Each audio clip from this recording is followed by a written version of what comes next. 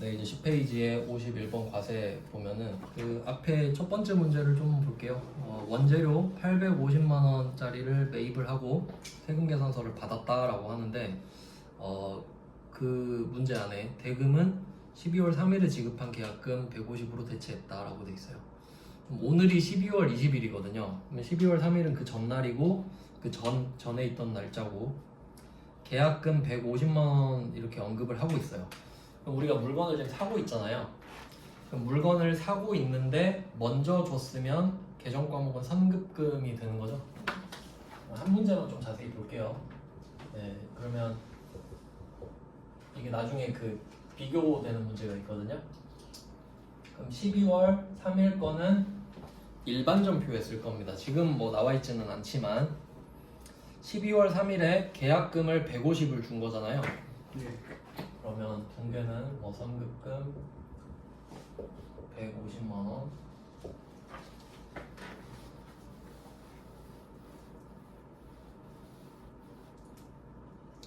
그리고 뭐 여기서는 뭘로 줬는지 모르지만 그냥 현금으로 줬다고 가정을 해보겠습니다. 단서가 없어요.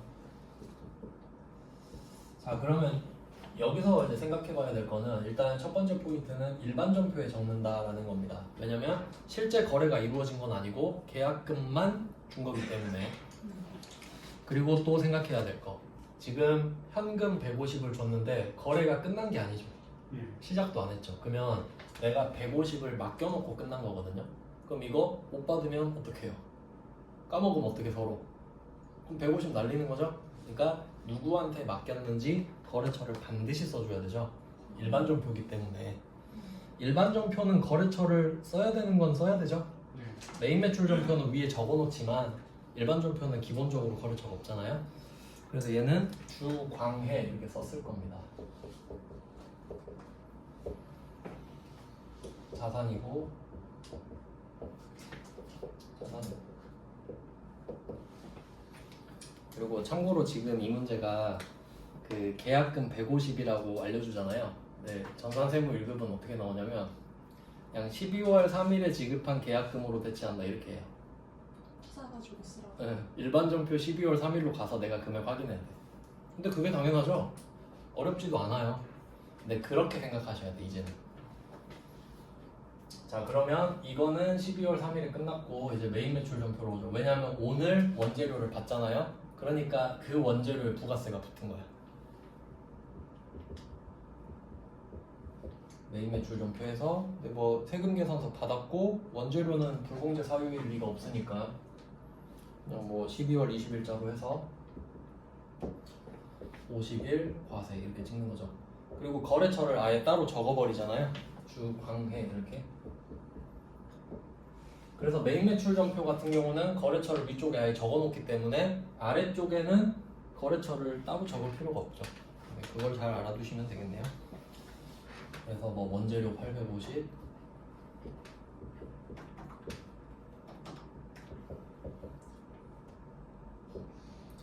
자, 그러면 원칙대로라면 850에 85만 원을 합친 금액을 줘야 됩니다. 근데 우리는 85만 원 어차피 돌려받으니까 구분 기재를 하는 거고, 근데 850에 85만 원 합친 금액을 다 줄 필요가 없죠. 우리는 150을 이미 줬었으니까 그거 이제 정리를 해주는 거죠. 그러면 우리가 일반 전표에다가 선급금을 적을 때는 광해를 적어줘야 됐었는데 이걸 메인 매출 전표에 적을 땐 거래처 안 적어도 되죠. 위에 적어져 있는 게 내려올 테니까.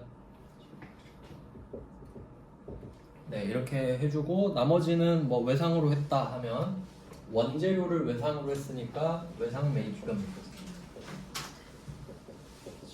그리고 마지막 금액은 찾을 필요 없죠. 시간을 절약하기 위해서. 그래서 이게 가장 기본적인 문제입니다. 거래 그 계약금을 끼는 문제.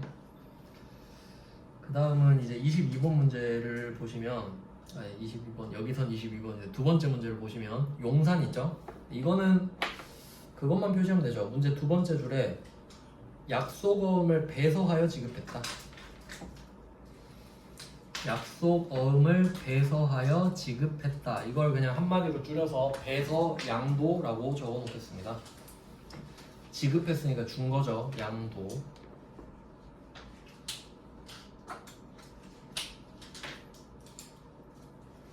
네, 그래서 그 밑에 답 보시면 붉은 글씨로 해놨거든요. 지금 원재료를 사는 곳, 그러니까 우리가 보고 있는 거래처는 용산이잖아요. 용산한테 원재료를 사니까. 근데 우리가 주는 거는 뭐예요? 개포한테 받았던 바드럼이죠. 그리고 이것도 제가 항상 강조하는 건데 이거 디테일 한번 따져볼게요. 계정 번호.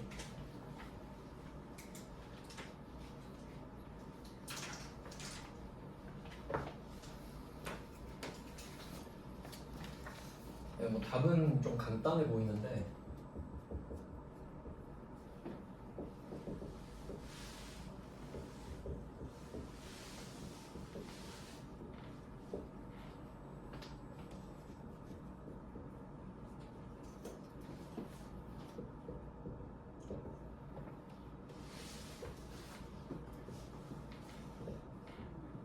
이거는 제가 회계 1급 때도 말씀은 드렸었는데 뭐 그때는 보통 멘붕이고요. 이제는 아마 말씀드리면 좀 이해를 하지 않을까 싶어서 한 번 더 말씀을 드리면, 자 이때 여기서 상관관계가 있는 것과 없는 걸 구분을 해드리겠습니다. 그러면 지금 원재료를 샀죠. 이게 시작입니다. 원재료를 샀다. 이게 기본으로 시작을 해서 대변에 바드러움이랑 지급어음 있잖아요. 그럼 이 원재료를 샀다는 거에 영향을 받는 게 무엇이 있는지 생각해 볼게요. 이겁니다. 내가 원재료를 샀는데 어음을 줬죠. 그러니까 얘는 지급어음이에요. 근데 원재료를 샀는데 어음이 아닌 걸 주면 외상매입금이죠. 그리고 만약에 내가 원재료가 아니라 뭐 차량 운반구를 샀어요. 아까 보셨죠? 미지급 금대잖아요. 그러니까 얘가 얘를 결정한다는 건 아시겠죠? 네. 그리고 거래처는 쓸 필요 없는 것도 아시겠죠? 내가 주는 거니까. 네. 자, 그럼 얘를 생각해 볼까요? 얘는 내가 지금 이 바드러움을 주는 거 있잖아요. 얘랑 이 원재료랑 상관이 있을까 한번 생각해 보세요. 없어요. 전혀 없습니다. 왜 그런지 생각해 볼게요. 지금 이 바드러움 누구 건지 한번 볼까요? 문제를 읽어보니까 제품을 판매하고 받아 보관 중인 개포의 약소금 돼 있죠. 네. 그럼 이 말은 내가 이 원재료를 사기 전에 개포한테 받았던 거죠. 그러면 붕괴를 한번 유추해 보면 제품 매출이라고 했으니까 이제 여러분은 이거 생각할 때 이것까지 가야 돼요. 이것만 떠올리면 안 되죠. 여러분은 부가가치세도 당연히 있지라고 생각하셔야 돼요. 그리고 그 금액이 1,000만 원인 거죠. 그러니까 이 1,000만 원에 부가세 포함된 건 당연한 거예요. 이제 말 안 해도. 자, 그럼 이때 받을 어음 이렇게 됐겠죠. 1,000만 원. 자, 그럼 이때 이 받을 어음은 어떻게 생겼냐? 제품 매출을 했기 때문에 어음을 받았을 때 받을 어음이 된 거죠. 그러니까 이 받을 어음은 이 거래를 했을 때 이미 정해진 겁니다. 맞죠? 그리고 이걸 준 거니까 이게 그대로 내려온 것 뿐이지. 그러니까 이 원재료를 사는 거랑 관련이 아예 없지. 얘 둘은 아예 다른 세상이죠. 이해되시죠? 그럼 만약에 문제 바꿔볼게요. 내가 제품 매출이 아니라 차량 운반구 팔았어요. 그럼 얘는 계정 과목이 미수금이죠? 그럼 문제가 이렇게 바뀌는 거예요. 개포한테 차 팔고 받았던 어음을 배서양도했다. 그럼 이거 받을 어음이에요? 아니, 그대로 내려와야지. 미수금. 이해되시죠? 그러니까 얘 둘은 전혀 관련 없죠? 이미 결정된 걸 제거해 주는 거야 지금. 이해되셨죠? 그래서 색깔을 다르게 쓰는 겁니다. 이렇게. 그러니까 이게 장난치면 좀 어려울 수 있어요. 저 같으면 이렇게 낼 거예요. 차 팔고 받은 어음을 배서양도했다. 그럼 보통 받을 어음 쓰고 틀릴 거거든요. 그러니까 생각을 해야 된다. 요새는 이런 식으로 가고 있습니다. 점점. 근데 그게 당연하지 않나요? 아니, 맨날 내던 대로 내는 게 아니지. 시험이 실무에 써먹어야 되니까. 이거를 한번 생각해 보시고. 그러면 그래서 이거는 전혀 상관이 없고 뭐 말씀드린 대로 이게 원재료가 그럼 이걸 또 바꿔볼 수 있겠죠. 원재료가 아니라 차를 샀다. 여기서 차량 운반구가 될 수도 있잖아요. 네. 그럼 차량 운반구 하면 얘는 미지급금 이렇게 된다라는 거죠. 그러니까 개포는 안 바뀌어. 개포라는 사실은 안 바뀌겠죠. 개포는 개포한테 받았던 거니까. 근데 이 계정 과목은 바뀔 수가 있다. 물론 얘도 이거에 영향을 받을 수 있다까지 이원화해서 생각을 하셔야 됩니다. 이미 받았던 건 뭘까? 지금 계정 과목은 뭘까? 이렇게 따로 생각하셔야 돼요. 그 다음은 10페이지의 세 번째 문제인데 요거는 이제 회계 1급 때도 나오는 건데 그 마이너스 세금 계산서죠. 마이너스 세금 계산서입니다. 이건 뭐 굳이 그냥 마이너스만 붙여서 하면 되니까 넘어가도록 하겠습니다. 이제 11페이지로 가보시면 11페이지는 그 첫 번째 문제가 기계장치를 사는 거예요. 기계장치를 사는 건데 여기에 계약금이 껴있거든요. 계약금이. 근데 어차피 계정 과목만 좀 달라지고 또 여기서 포인트는 그 우리가 매입할 때 계약금이랑 또 한번 생각해 볼게요. 계약금에 대한 계정 과목을 생각을 해봅시다. 계약금을 우리가 지금은 물건을 사는 거니까 계약금을 걸어놔야 되죠. 물건을 살 거니까. 근데 나중에 물건을 팔 때는 계약금을 받을 수도 있겠죠. 그러니까 계약금은 매입 쪽도 존재할 수가 있고 매출 쪽도 존재할 수가 있다. 이건 당연한 생각이에요. 그럼 계정 과목을 찾아보자라고 하면 내가 물건을 사려면 계약금을 줘야 되죠. 돈을 줘야 되니까 먼저 줘야겠지. 계약금은 성급금. 그 다음에 매출은 내가 물건을 팔아야 되는데 상대방한테 계약금을 걸라고 해야 되니까 먼저 받아놔야 되죠.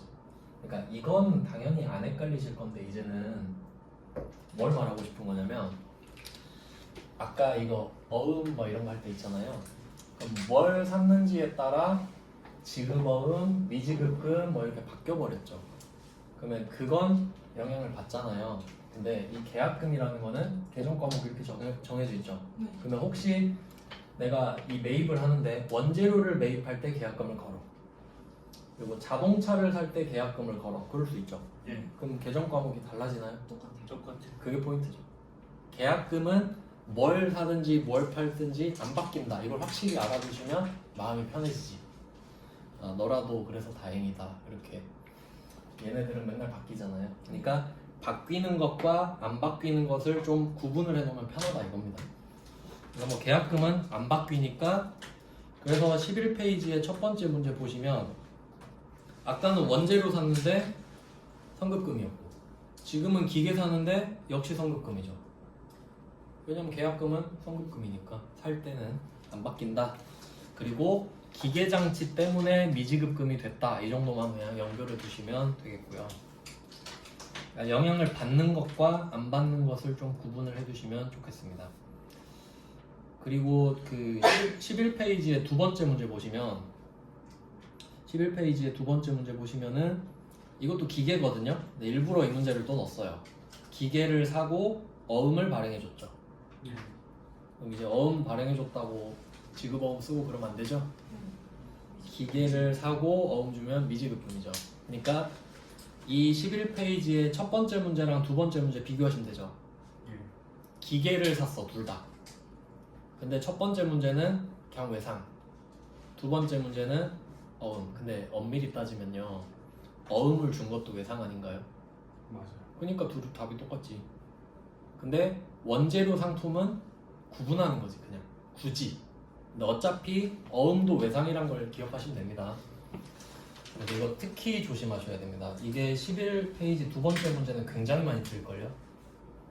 어음, 그러니까 약간 저항 없이 틀리는 거지. 어음 줬으니까 지급어음 쓰고 틀리는 겁니다. 조심하시고요. 그 다음에 세 번째 문제는 뭐 반품, 기계 샀던 거 반품. 그냥 그 순서 맞춰서 적어 놓은 거고요. 네, 그 다음은 네 번째 문제 볼까요? 11페이지 네 번째 문제. 이거는 그냥 특이해서 넣었는데 여기는 포인트가 두 가지 있어요. 일단 첫 번째는 지금 우리가 돈을 쓰는 겁니다. 돈을 주고 있으니까. 근데 상대방이 건물주예요. 나한테 건물을 빌려주는 건물주예요. 근데 이 사람이 나보고 월세 내라 그러는 거예요. 월세. 월세는 뭐 400인가 봐요. 지금 440이 부가세가 포함되어 있다고 하니까. 근데 월세는 따로고 전기요금 내가 쓴 것도 따로 내야 되죠. 그러니까 400은 건물주가 자기가 받고 싶은 거고 70만 원 지금 전기요금 나왔죠. 네. 이거는 건물주가 갖고 가는 게 아니죠. 대리 납부해 주는 거죠. 대리 납부. 그러니까 어쨌든 우리 입장에서는 400만 원은 건물주한테 70만 원은 한전한테 내야 되는 거 아니에요? 그럼 어쨌든 뭐 이렇게 하는데 세금 계산서는 지금 한 장으로 발급했다 그러죠. 그러면 계정 과목을 두 개로 나눠야 된다가 일단 포인트네. 첫 번째 포인트는 두 가지 내용이 하나로 들어가 있다. 그 다음에 두 번째 포인트는 계정 과목입니다. 전기요금. 이게 원래 장난치기가 좋은데 많이는 안 내요. 그러니까 내면 많이 틀려요. 정리를 한번 해보겠습니다. 이게 뭐라고? 아, 그러니까 뭐 키워드 에너지로 잡아볼게요. 에너지. 그래서 뭐 세 개로 나눌 수 있어요. 크게 뭐 전기, 가스, 수도 이런 식으로 크게 세 개로 이제 나눠볼 수 있는데 이게 공장에서 쓰는 거랑 본사에서 쓰는 걸 또 나눠서 관리를 하다 보니까 계정 과목을 좀 나눠볼게요.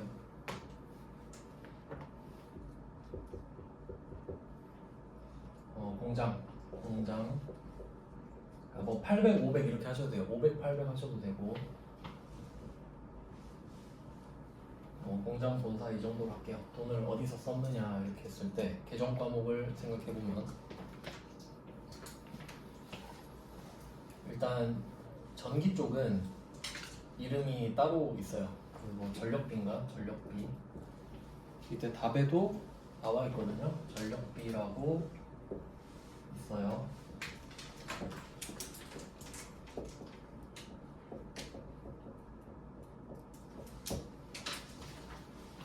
나중에 그 입력 연습하실 때 심심하면 그냥 검색해 보셔도 되겠죠. 전력비 치면 500, 800 둘 다 나오거든요. 그럼 이건 그냥 뭐 이렇게 쓰면 되는데 자 공장으로 이제 내려갑니다. 가스 수도 있죠. 가스랑 수도 합쳐서 가스 수도료 라는 계정 과목이 있어요.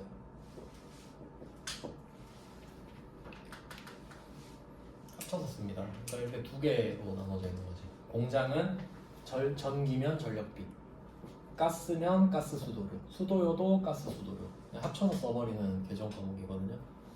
자 그러면 이제 본사로 가잖아요. 본사는 가스 수도를 따로 쓰는 게 없고요. 그냥 이 세 개를 합쳐서 쓰는 게 또 따로 있어요. 아시나요 혹시? 수도 광열비라고 이거는 일상생활에서도 좀 쓰던데 막 뉴스에서도 듣고 그랬거든요. 분사가 500이요. 아, 제가 일부러 테스트하는 거예요. 집중하고 여기 집중 잘하고 계시네요. 그래서 요렇게 되거든요. 그러니까 여기서 좀 선택의 기로에 놓이는 건 이거 하나밖에 없어요. 800 전력비. 그러니까 얘는 본사에서 전기 썼다 그러면 800번 전력비 해도 맞고 수도광열비 해도 맞거든요. 근데 수도광열비 하나만 외우시는 게 더 편하죠. 왜냐면 그거 썼다고 틀렸다고 하진 않을 거니까. 그러니까 아예 이렇게 그냥 기억하시는 게 편합니다. 공장은 전기면 전력비, 가스 수도 넣으면 가스 수도료 묶어서 그냥 이름 그대로. 네, 본사 나왔다. 다 필요 없고 수도광열비 그냥. 이게 좀 편한 방법이죠. 그래서 이게 전3회계 1급에 4번 문제가 수정 문제거든요. 그러니까 이런 걸로 장난칠 수 있어요. 예를 들면 뭐 공장에서 전기 썼다고 했는데 알고 보니까 본사대? 계정 과목을 바꿔라 이렇게 하면 틀려버리는 거지. 모르면. 물론 전력비 하면 될 텐데 이렇게 해야 틀리겠네. 공장에서 썼던 가스를 확인해 보니까 본사에서 썼더라. 그러면 점포에 가스 수도료 적혀 있겠죠? 그럼 이게 수도 광열비로 바꿔야 되니까 이름을 모르면 아예 나가립니다. 둘이 번호만 다른 게 아니잖아요. 뭐 그런 식으로 옛날에 한두 번 냈었습니다. 참고하시면 되겠고. 그래서 지금은 그 공장 쪽 전기기 때문에 전혀 뭐 오해 여지가 없죠. 500번 전력비밖에 답이 안 되니까 그래서 이 두 가지 포인트가 있었던 겁니다. 그리고 그 금액이 세 개로 이렇게 돼 있는데 이렇게 적으셔도 됩니다. 막 헷갈리면은 예를 들어서 뭐 500번 임차료 500번 임차료 400 이렇게 보고 뭐 부가세 대금금 40 500번 전력비 70 부가세 대금금 7만원 이렇게 쓰셔도 상관은 없어요. 어차피 합치면 맞잖아요. 결과만 맞으면 되거든요. 근데 문제는 뭐냐면 여러분이 실제로 이 문제를 입력한다고 한번 생각해 보세요. 440 70만원 7만원 이렇게 돼 있죠. 그러면 이걸 한 장에 받았잖아요. 그럼 위에 공급가액이 얼마 써야겠어요? 470만원 써야 되거든. 한 장이니까 두 장에 따로 적으면 안 되거든요. 그러니까 그걸 생각해 보라고 이 문제를 넣습니다. 470으로 해서 그럼 어차피 밑에서 정리가 돼요. 47만원으로. 네, 그리고 그 밑에 문제까지만 보고 좀 쉴게요. 그 마지막 문제 11페이지 5번째는 방금 말씀드렸던 계정 과목 바꾸는 거거든요. 이게 전산회계 1급 4번 문제네. 보시면 12월 13일 영업부 사무실 전기요금 이렇게 돼 있죠. 네. 이렇게 해놨다. 근데 이는 공장에서 나온 거다 이렇게 돼 있죠. 그러면 500대 일단은 그 수정 문제이기 때문에 일반 전표에 수도 광열비 판 이렇게 써 있는 거예요. 800번 수도 광열비. 그럼 이거는 본사라고 착각했던 상황. 근데 우리는 이제 알았죠. 공장에서 쓴 거다. 그래서 밑에 전력비로 바꿔라 이거거든요. 근데 그것뿐만 아니라 얘를 그 전기요금 쓴 거는 당연히 세액공제 되죠. 참고로 그 전기는 또 과세입니다. 수돗물은 면세고 전기는 과세고 뭐 그래요. 근데 뭐 어쨌든 전기가 과세인 건 좀 기억을 해두셔야 됩니다. 그 전기가 과세예요. 뭐 설명할 수 없는 내용이 그냥 암기인데 그러면 이때 잘못된 게 두 개죠. 계정 과목도 잘못됐고 세액공제를 받을 수 있는데 일반 전표에다가 써버린 거죠. 그러니까 부가세도 공제받는 거라고 적어줘야겠죠. 그래서 51번 과세까지. 이 정도는 회계 1급에서 좀 어려운 편입니다. 네, 여기까지 해놓고 좀 쉬다가 계속 볼게요.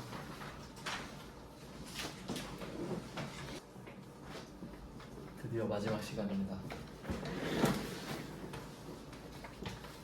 네, 이제 12페이지부터 보면 돼요.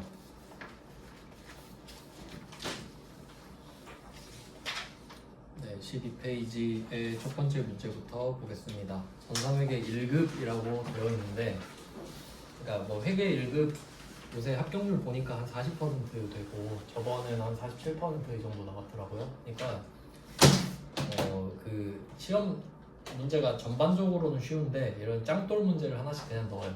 그러니까 어차피 이런 건 틀려도 상관은 없습니다. 합격에 지장은 없거든요. 왜냐면 이게 70점이라는 범위가 굉장히 안정적인 점수가 이제 나올 수 있어요. 100점 합격이랑 아예 급이 다르잖아요.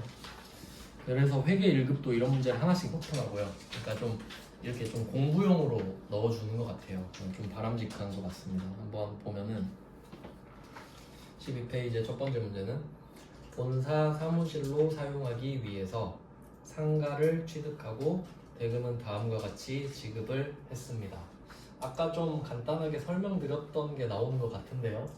한번 보면은 첫 번째 점이 총 매매 대금은 3억 7천만 원으로 토지가 1억 5천, 건물이 2억 2천 이렇게 자기들끼리 합의본 금액 이렇게 말을 하는 것 같아요.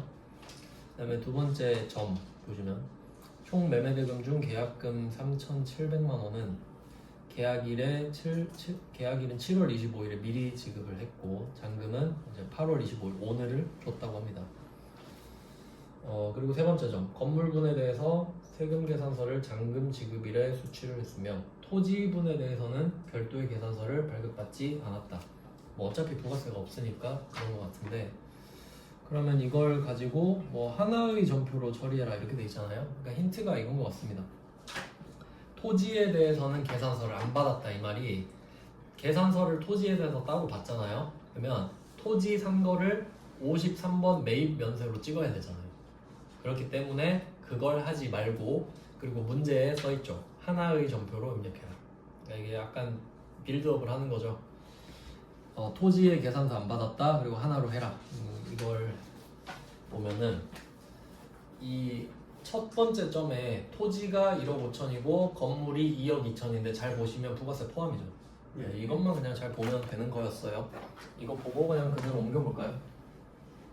그러면 토지는 계산서를 받은 것도 아니고 이 건물에다가 그냥 얹어서 하라고 해라. 그러니까 이 지금 여기서 이 토지에 대한 1억 5천 있잖아요. 이게 무슨 느낌이냐면 아까 그 자동차 샀을 때 취득세 460만 원이죠. 네. 그거랑 같은 느낌이야. 그러니까 원래 그거 일반 전표에 쓰는 건데 여기에 그냥 같이 써 이런 느낌이죠. 묻어가라 이런 느낌이에요. 그래서 뭐 굳이 또 한번 옮겨보면은 토지는 여기다 그냥 얹어가는 거니까 토지는 1억 5천을 그대로 씁니다. 부가세 없죠 어차피. 그리고 건물인데 2억 2천 중에 부가세가 포함돼 있잖아요. 그럼 이거 아까 그 전기요금이랑 똑같은데 그 지금 2억 2천이 부가세 포함돼 있으면 110%죠. 근데 이걸 100%로 돌리려면 지금은 금액이 쉽잖아요. 한번 제가 테스트 해볼까요? 그러니까 2억 2천 이게 110%다. 그럼 2억인 거 딱 바로 아시죠? 네. 그럼 좀 어려운 금액 제가 해볼까요? 36만 3천 원. 바로 나와요? 바로 안 나오지. 그러니까 그런 거 염두에 두고 해야 돼. 그러니까 이거는 여러분이 잘해서 그런 게 아니라 금액이 쉬우니까 그런 거야. 그러면 36만 3천 원은 이거 좀 가라로 하는 거 알려드릴까요?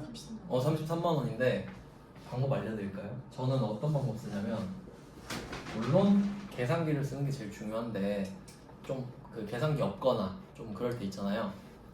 좀 이거는 야매긴 한데 끝에를 봐요. 끝에 얼마죠? 3천 원이죠. 맨 끝에 여기에 10을 곱해. 그럼 3만 원이죠. 네. 그럼 33만 원입니다. 이게 10%입니다. 이렇게 하면 거의 맞아 떨어져요. 그러면 다시 해볼까? 이 꼬랑지가 3천 원이죠? 그럼 여기 10을 곱해요. 그럼 얼마? 3만 원이죠. 앞에는 30만 원이죠. 33만 원이야.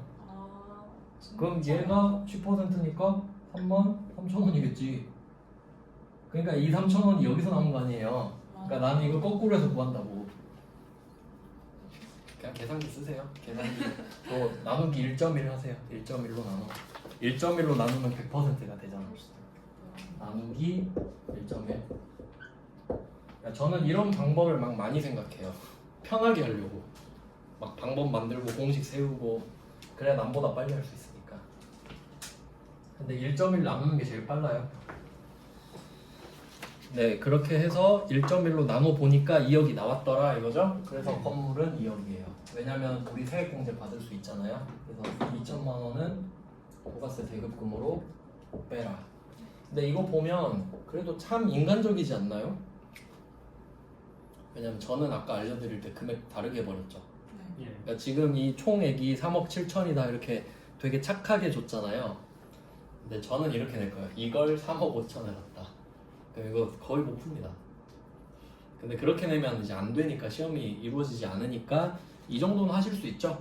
그러니까 얘는 어떤 느낌이에요? 아까 제가 설명드린 것 중에 건물이랑 토지를 같이 사는 경우 있다 그랬잖아요. 네. 이 중에 건물을 사용할 목적으로 산 거야 지금은. 그러니까 건물 가격, 토지 가격을 나눠줘야 되지. 네. 이유는 두 개입니다. 첫 번째는 건물에 대한 부가가치세를 구하기 위해서 세액공제 받아야 되니까 이게 첫 번째고요. 두 번째는 감가상각해야지. 감가상각하려면 취득원가 알고 있어야 되죠. 그러니까 두 가지 이유 때문에 이 구분하는 게 필요한 겁니다. 그래서 회계 1급에 나온 거라서 그렇게 어렵진 않았다. 그러면 총액이 3억 7천인데 계약금 3,700 뺀다고 했으니까 아까 말씀드렸죠? 뭘 사든 간에 내가 냈던 계약금은 무조건 상급금이다. 알고 있으면 좀 편하게 문제 풀죠. 저는 한 번씩 이게 확 헷갈리더라고요. 상급금이 이게 다른 것도 있었나? 뭐 이런 느낌으로. 그리고 이제 나머지는 보통 예금이니까 마지막 금액은 알아서. 절대 찾으면 안 됩니다. 시간 아까우니까. 네, 그래서 조금 특이한 실험적인 문제가 있어서 넣어봤고요. 결과적으로 어렵진 않았다. 그럼 부가세는 2천만 원밖에 없죠. 토지에 대한 부가세는 어쨌든 없습니다. 네. 적격 증빙을 받지 않았다 하더라도. 그 다음은 27번으로 아니 번호로 가면 돼. 두 번째 문제입니다. 12페이지의 두 번째 문제. 지금 얘는 그 신축 중인 회사 건물이라고 하네요. 그러면 내가 건물을 발주한 겁니다. 건물 좀 지어주세요라고 한 거예요. 그럼 이거 앞에서 배웠던 것 중에 우리가 배웠나?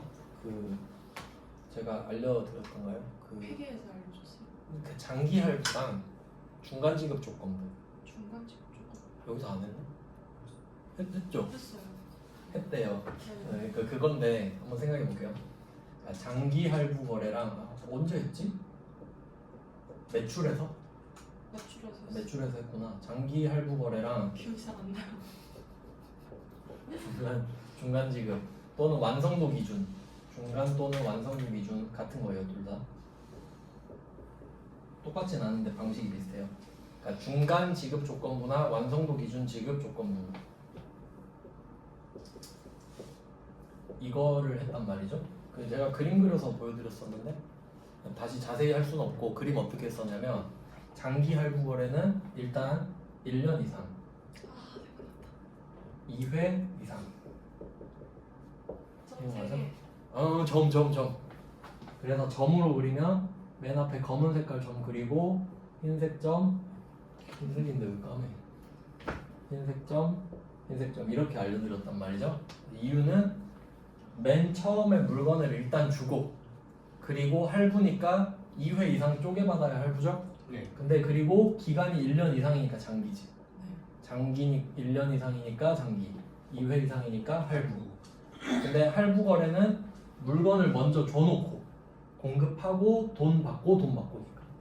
그래서 물건 준 게 검은색, 돈 받는 건 흰색. 이렇게 해서 세 개라고 하면 검은색, 흰색. 자, 근데 중간 지급 조건부 판매 이 두 개를 이제 보통 헷갈리는데 얘는 6개월 이상. 6개월 이상. 그리고 몇 회 이상인지 알아요? 3회요. 3회. 이렇게 된단 말이죠. 그러니까 비슷한데 달라. 비슷한데 다르죠? 그럼 얘는 어떻게 가냐면 이거 기억나요? 그림? 하얀색 검은색. 오, 이래서 그림이 좋아. 그림이 기억하기가 좋거든요. 자, 그럼 얘는 어떻게 되냐면 마지막에, 그러니까 잔금 받을 때 물건을 주는 거예요. 근데 이름이 어때요? 중간 지급 조건부지. 그러니까 나는 물건을 마지막에 완성시켜서 주거든요. 근데 중간에 계속 지급을 받는 거야. 그러니까 돈 받고 받으면서 주고. 아예 다릅니다.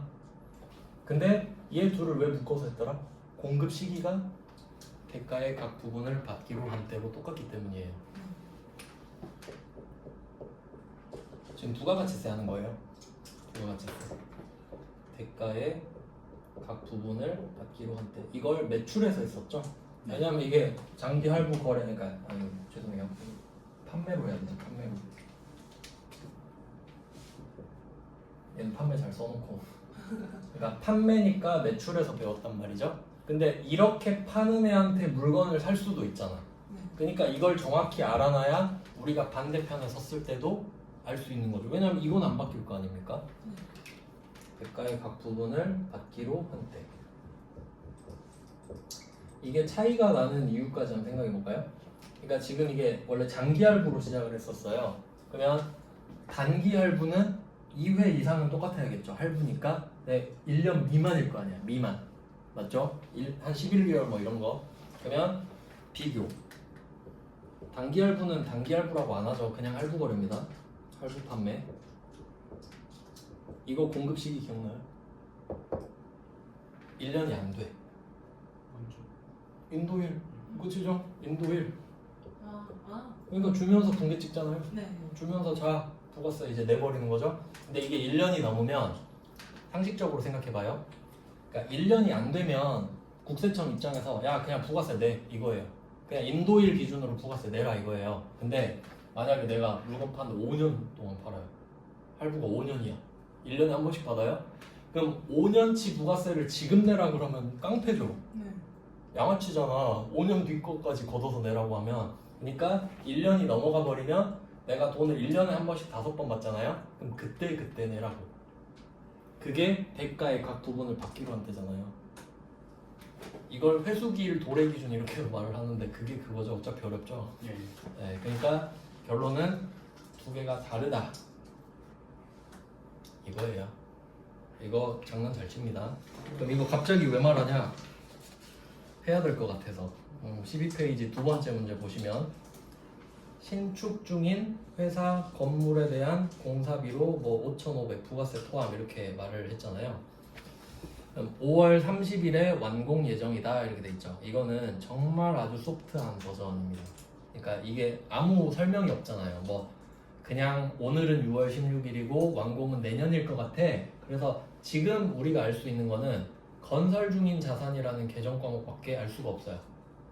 근데 이거 하고 진짜 문제는 다음 문제입니다. 12페이지에 그 두 번째 문제랑 세 번째 문제 있죠? 이 두 개를 묶어 놓으세요. 두 개 똑같은 문제거든요. 근데 그 두 개를 같이 낸 이유는 두 번째는 이런 거를 이렇게 내면 안 된다 넣은 거고, 세 번째는 이게 정상이다 라고 넣는 거거든요. 세 번째 문제를 한번 볼게요. 세 번째 문제 9월 7일 삼진건설로부터 사옥 신축 계약을 체결하고 본사 건물을 신축하기로 했다. 이게 두 번째 문제랑 똑같죠? 발주한 거예요. 건물 좀 지어주세요. 자, 근데 내용이 상세하게 써 있죠. 한번 볼까요? 분석해 볼게요.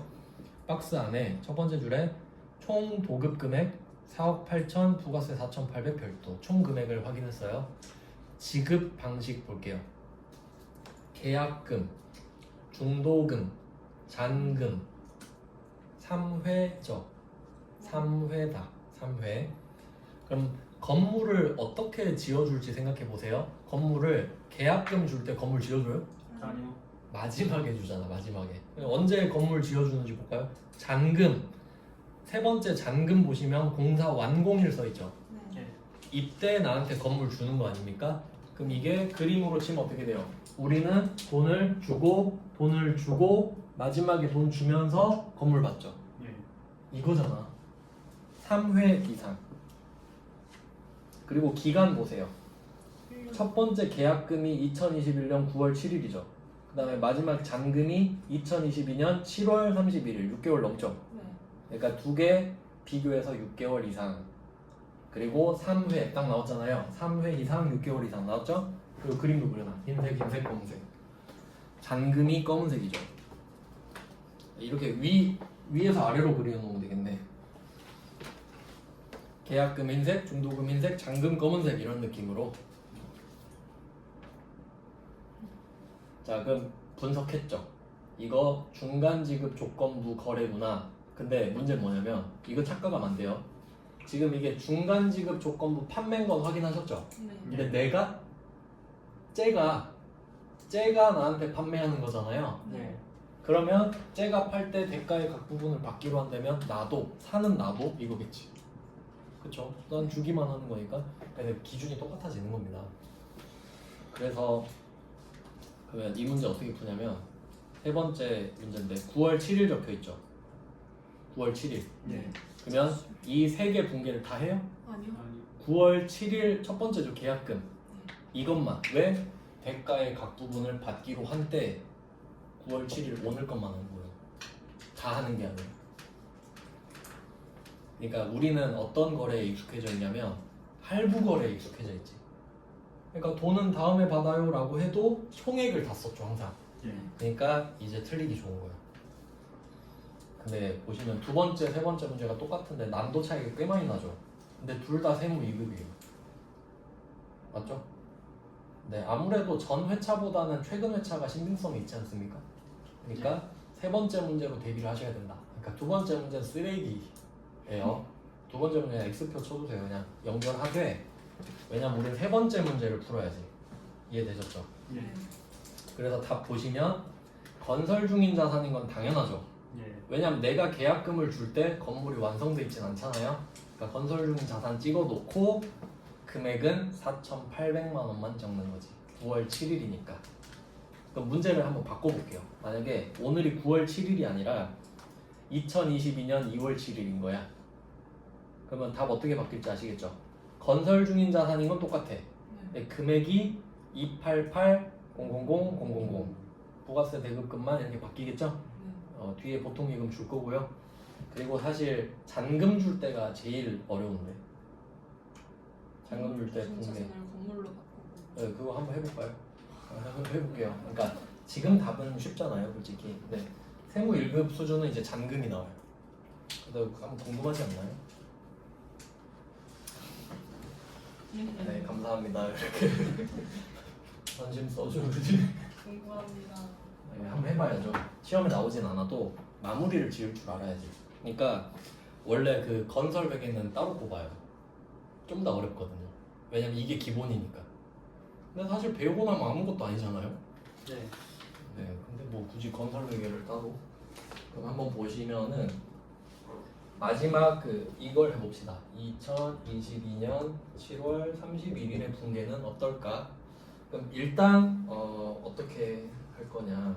대변에. 차례대로 해볼게. 차례대로 순서대로. 그러면 일단 잔금을 줘볼까요? 줘볼게요. 그러면 건중이라 쓸게요. 건설 중인 자산 144 000 이건 아시겠죠? 네. 마지막 날이니까 이거를 하고 부가세 대급금도 아시겠죠? 4 이것까지는 아시겠죠? 똑같이 가고 있어요. 네. 그리고 보통예금은 이 두 개를 금액금을 합한 금액 얼마예요? 계산기 1억 넣어버려. 5,800. 1억 5,800. 5,800 이렇게 하면 일단 오늘 건 끝났죠. 오늘 건. 예. 근데 사실 이걸로 끝내고 그 일반 전표인데 이제는 근데 어떻게 한 큐에 해버리는 거죠. 자, 그러면 건설 중인 자산이 얼마가 모여 있을까 생각해 볼까요? 첫날에 4,800 올려놨겠죠. 네. 두 번째 날에 2억 8,800 올려놨겠죠. 그리고 마지막에 지금 1억 4,400 올렸죠. 네. 그럼 건설 중인 자산이 얼마 돼 있어요 지금? 3억 3,600. 3억 계산 안 된다. 3,600. 그 세 개만 더하면 되는데 3억 3,600이에요. 네. 그러면 이것까지 포함한 게 이리로 내려가야죠. 맞죠? 네. 그리고 얘가 뭐가 돼요? 건물. 건물. 되겠지. 여기 있네. 총 도급 금액. 아 그러네. 이거 그럼 이 금액일 텐데? 이 금액이 안 나오나요? 4억 8천이 안 나와요? 합치면 4억 8천 나와야 되는데. 아, 제가 계약금하고 중도금만 더했어요. 그럼 맞죠? 4억 네. 다 8천. 합치면 4억 8천. 오케이. 그러니까 이론상으로 이게 맞아 떨어져야지. 네. 이렇게 되면 건물로 싹 넘겨주면은 되는데 안 어렵잖아요. 네. 그냥 이것만 추가된 거잖아요. 그러니까 오늘 할 일 하고 그리고 3개 쌓인 것만 건물로 옮겨주는 거. 그러니까 굳이 따지자면 이건 일반 전표에서 하는 거거든요. 네. 근데 그냥 같이 하라고 낼 수 있겠죠. 하나의 전표로 입력하시오 할 수 있잖아요. 네. 그러니까 별거 아니다. 네, 한번 해봤습니다. 세무 1급이 이 정도인데 그렇게 어렵지도 않죠. 네, 그 다음에 이제 12페이지 마지막 문제 한번 보시면 이거는 이제 왜 넣었을까 또 생각을 해보세요. 회계 1급 건데 CCTV 설치를 지금 하는 겁니다. 그러면 이제 우리는 CCTV 자체를 사는 거기도 하고 설치 금액까지 뭐 포함되어 있을 수도 있거든요. 근데 여기서 중요한 건 뭐냐면 오늘이 11월 2일이거든요. 그러면 뭐 설치를 완료하고 총액이 지금 부가세 합쳐서 330이거든요. 오늘 일단 30을 줬어요. 자, 그럼 오늘 거래가 시작됐죠. 예. 네, 나머지는 10회에 걸쳐 매월 말 균등 지급이죠. 그러면 내가 이 마지막 10회분을 언제 주는지 한번 추적해 볼게요. 자, 오늘 11월 2일에 한번 줬죠. 근데 매달 말이죠. 그럼 11월 말부터 시작하지. 그럼 11월, 12월 쭉 가면 8월 말이겠네. 맞죠? 예. 그러면 오늘 다음 날부터 11월 3일부터 8월 31일까지 1년이 넘나요? 예. 아 넘지 않아. 안 넘죠? 그럼 할부야. 혹시 넘었으면 장기 할부야. 그럼 분계가 아예 달라지죠? 예. 그것 때문에 넘은 거예요. 그러니까 혹시 여기서 10회가 아니라 15회 나왔다. 다 바뀌죠? 그렇게 써두시면 돼요. 그럼 언제 바뀌지? 아, 그것까지는 좀 너무 그런가? 그럼 15회면 확실히 장기 할부인 거 아시겠죠?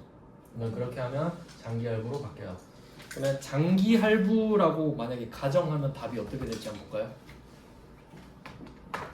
만약에 이 문제가 장기 할부에 해당이 돼버린 거야.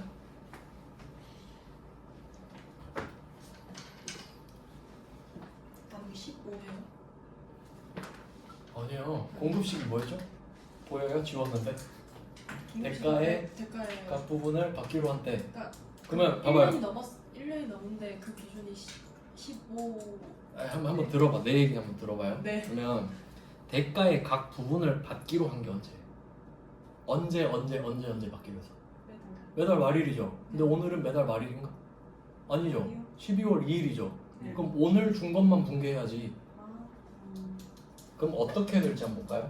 와, 이거 장기 할부로 하면 난리 나는 문제거든요. 그러니까 이 문제가 좀 웃긴 게 회계 1급이죠. 네. 근데 회계 1급 배우고 한 사람이 이거 장기 할부 그런 거 생각하겠어요? 아, 네. 모르거든. 그냥 한 거예요. 근데 맞아요. 그렇게 된 거라고. 근데 세무 2급 가면 머리가 여러분이 복잡해져야 된다고요. 이거 장기 할부인가? 아, 아니네, 다행이다. 이렇게 가야 된다고. 여러분이 이제 생각하니까. 그러면 이게 장기 할부 되잖아요. 답이 어떻게 바뀔지 충격적입니다. 한번 볼게요. 그러면 오늘은 대가를 주기로 한 날이 아니죠. 아, 맞긴 맞네. 예. 오늘 30 주기로 하고 이제 이번 달부터 주기로 한 거죠. 30씩. 네. 맞죠? 그럼 오늘은 오늘 30만 원 주기로 한 거네요. 맞죠?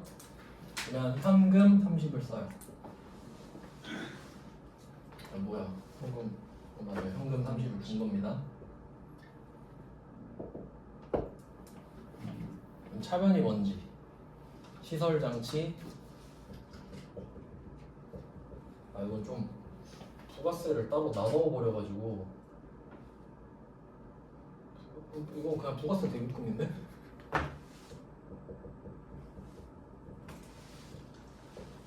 이게 답이 돼. 이게 답이 돼. 현금 30, 부가세 대입금 30 끝. 이해해 볼까요? 이해? 공급 시기가 언제죠? 대가의 각 부분을 받기로 한 때죠. 예. 그럼 그때가 오늘 30, 그리고 이번 달 30, 다음 달 30. 그럼 오늘도 대가를 받기로 한 날이 맞네, 상대방 입장에서. 예. 맞죠? 그럼 30이 대가죠. 예. 그럼 그것만 적는 거야. 대가를 받기로 한 날이니까 난 주기로 한 날이 되는 거지. 그럼 이거 적은 건 아시겠죠? 예. 난 30 줬으니까. 근데 오늘 그 30 준 게 명분이 뭐예요? 시설정치 설치. 그러니까 이게 CCTV 설치. 그러니까 아닌가? 부가세란 말이 없었나? 내가 잘못 읽었네. 그러니까 지금 이 330만 원을 총 줘야 되는데 부가세 저는 이렇게 읽었거든요. 오늘 준 건 부가세다 이렇게 읽었어요. 그거 아니죠? 예. 그러면 이렇게 해야 돼요. 죄송해요. 이게 아니라 시설 장치. 장치랑 부대가 같이 와야겠네. 죄송해요. 앞에 제가 착각해서. 그러면 금액은 어떻게 될지 혹시 아시겠어요? 273, 73 이렇게 가야 될 텐데. 혹시 한번 해주시겠어요? 30만 나누기 1.1 맞죠? 273, 737 나오지. 73 마지막은 올려서. 네. 이게 본능이 역시. 그러면 27 72727 나오는. 27이요? 네. 죄송해요. 27127. 272, 727 이 되겠네. 네, 그럼 얘는 27, 27, 3 이렇게 됩니다. 그러면 각각 거기에 부가세가 포함되어 있다고 봐야 되는 거죠. 맞죠? 그러니까 결국은 330이라고 그냥 가정했을 때 이게 장기 할부가 됐다고 하고, 그러니까 좀 제한적이긴 한데 이런 느낌이 된다 이거예요. 그러니까 차변보다 지금 대변이 중요해요. 대가의 각 부분을 받기로 한 때만 회계 처리한다라는 게 포인트니까 그러니까 이 문제는 장기 할부용으로 낸 게 아니기 때문에 바꾸기가 조금 애매하긴 한데 느낌은 아시겠죠? 예. 그냥 이렇게 답이 됐구나. 그러니까 이건 완전 할부용으로 낸 겁니다. 그냥 참고하시면 돼요. 장기 할부로 바뀔 수도 있다 정도만. 이제 13페이지로 넘어가 보겠습니다. 뒤쪽은 뭐 간단한 거네요. 31페이지. 13페이지. 네, 13페이지의 첫 번째 문제를 한번 보겠습니다. 영업부에서 사용하기 위해서 승용차 100이랑 998 나왔죠? 네, 실제로 그 세법상으로는 뭐 1000cc 이하? 뭐 이렇게 돼 있던가? 1000cc 미만인지 이하인지 맨날 헷갈리는데, 근데 제가 그 헷갈리는 이유가 실제로 차가 나오는 차 있잖아요. 100이랑 998, 999 이렇습니다. 왜냐면 그 세법에 맞춰서 헷갈리지 않게. 그래서 얘를 지금 샀는데 세금 계산서를 받았잖아요. 예.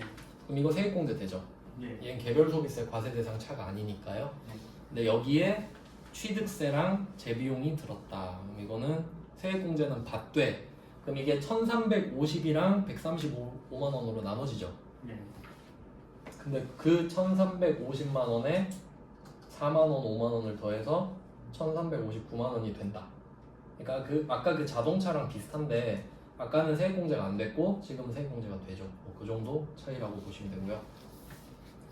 그 다음에 그 밑에 13페이지 두 번째 문제 보시면 이번엔 차를 렌트했거든요. 근데 렌트를 할 때는 어떤 차를 렌트하는지가 중요하죠. 근데 경차를 렌트했으니까 세액공제가 똑같이 되는 겁니다. 뭐 이거는 이렇게 하고 넘어가면 되고요. 이제 다음 페이지로 갈게요.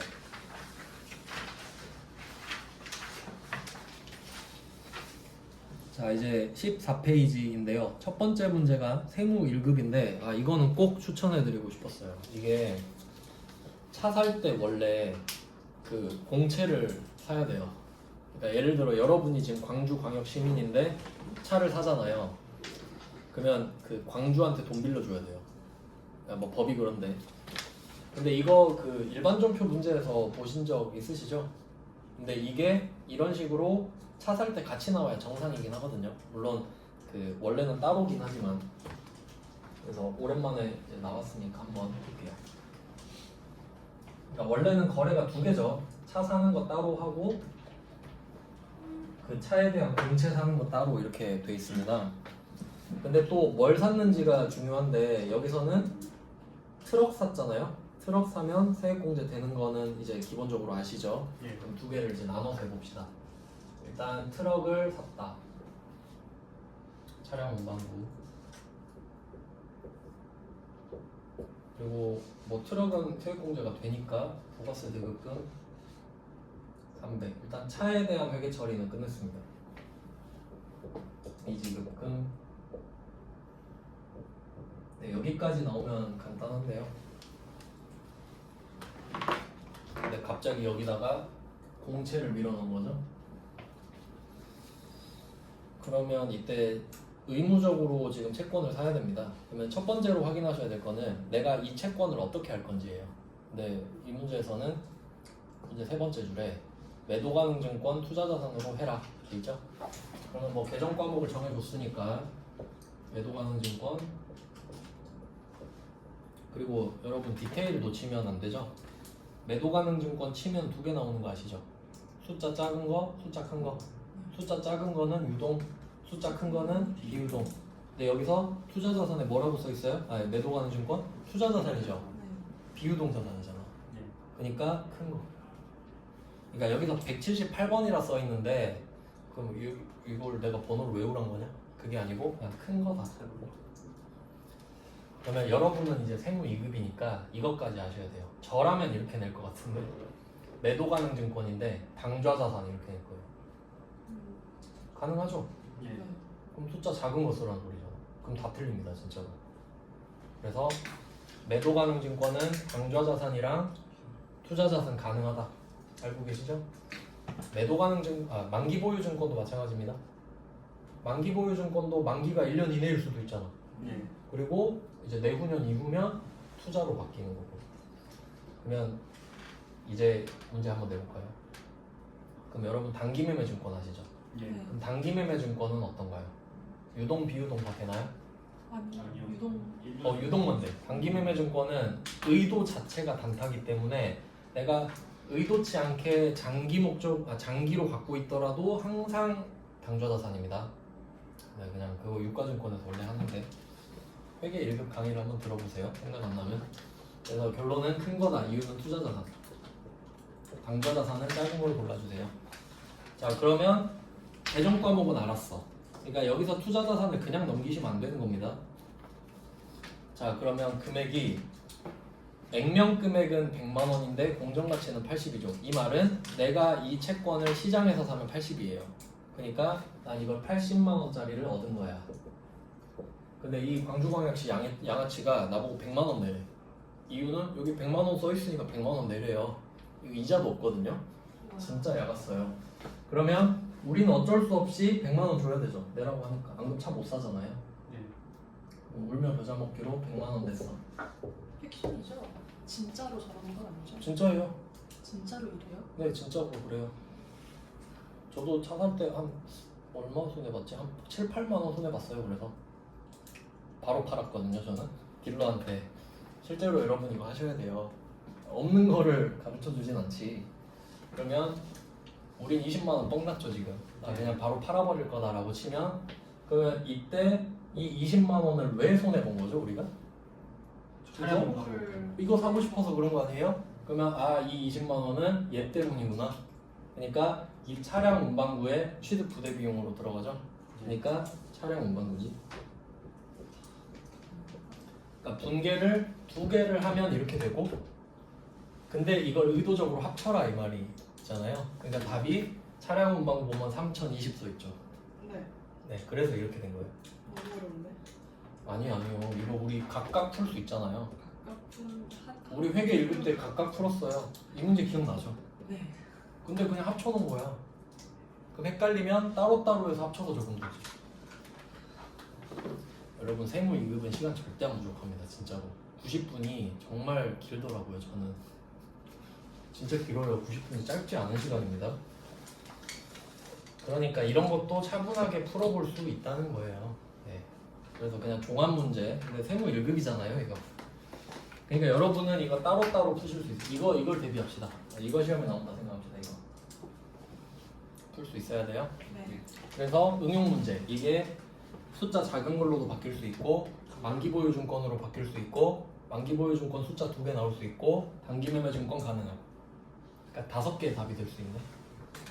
여기까지 하시면 완벽하고, 그 다음은 두 번째. 여기까지만 딱 해놓으면 되겠네요. 그래도 페이지 단위로라도. 그럼 14페이지 두 번째 문제 보겠습니다. 화물차를 임차했어요. 그러면 임차는 그 과세잖아요. 예. 근데 화물차는 세액공제 되는 거죠. 예. 그러니까 빌린 것도 되고. 이제 세 번째 마지막 문제. 14페이지 세 번째 문제는 이번엔 지게차 주요 부품을 교체했네요. 지게차는 화물차죠. 예. 그러니까 세액공제가 될 거예요 일단. 근데 이 부품을 교체해서 어떻게 됐죠? 내용 연수가 연장됐다. 이 문제는 좀 괜찮다. 자본적 지출이라는 문구 보이시나요? 예. 네. 혹시 여기 있어요? 아니요 안 보이는데. 자본적 지출은 말 안 했죠. 그러니까 이게 좋은 문제야. 왜냐면 내용 연수 연장 보고 머릿속에 이거 자본적 지출인데 이게 떠올라야 되니까. 맞죠? 네. 그럼 답이 차량 운반이지. 해당 자산을 올리니까. 그래서 차량 운반구가 되는데 거기다 세액공제도 받죠. 화물차니까. 그러니까 아까 그 종합 문제라고 한 게 여기에 또 나온 겁니다. 그리고 이거를 다음 달에 주기로 했으니까 미지급금이 된다. 뭐 이런 내용이거든요. 근데 아무래도 좀 세무 2급이나 세무 1급과 조금 난이도가 있죠. 네, 내일 이어서 보도록 하겠습니다. 네, 고생하셨습니다. 고맙습니다.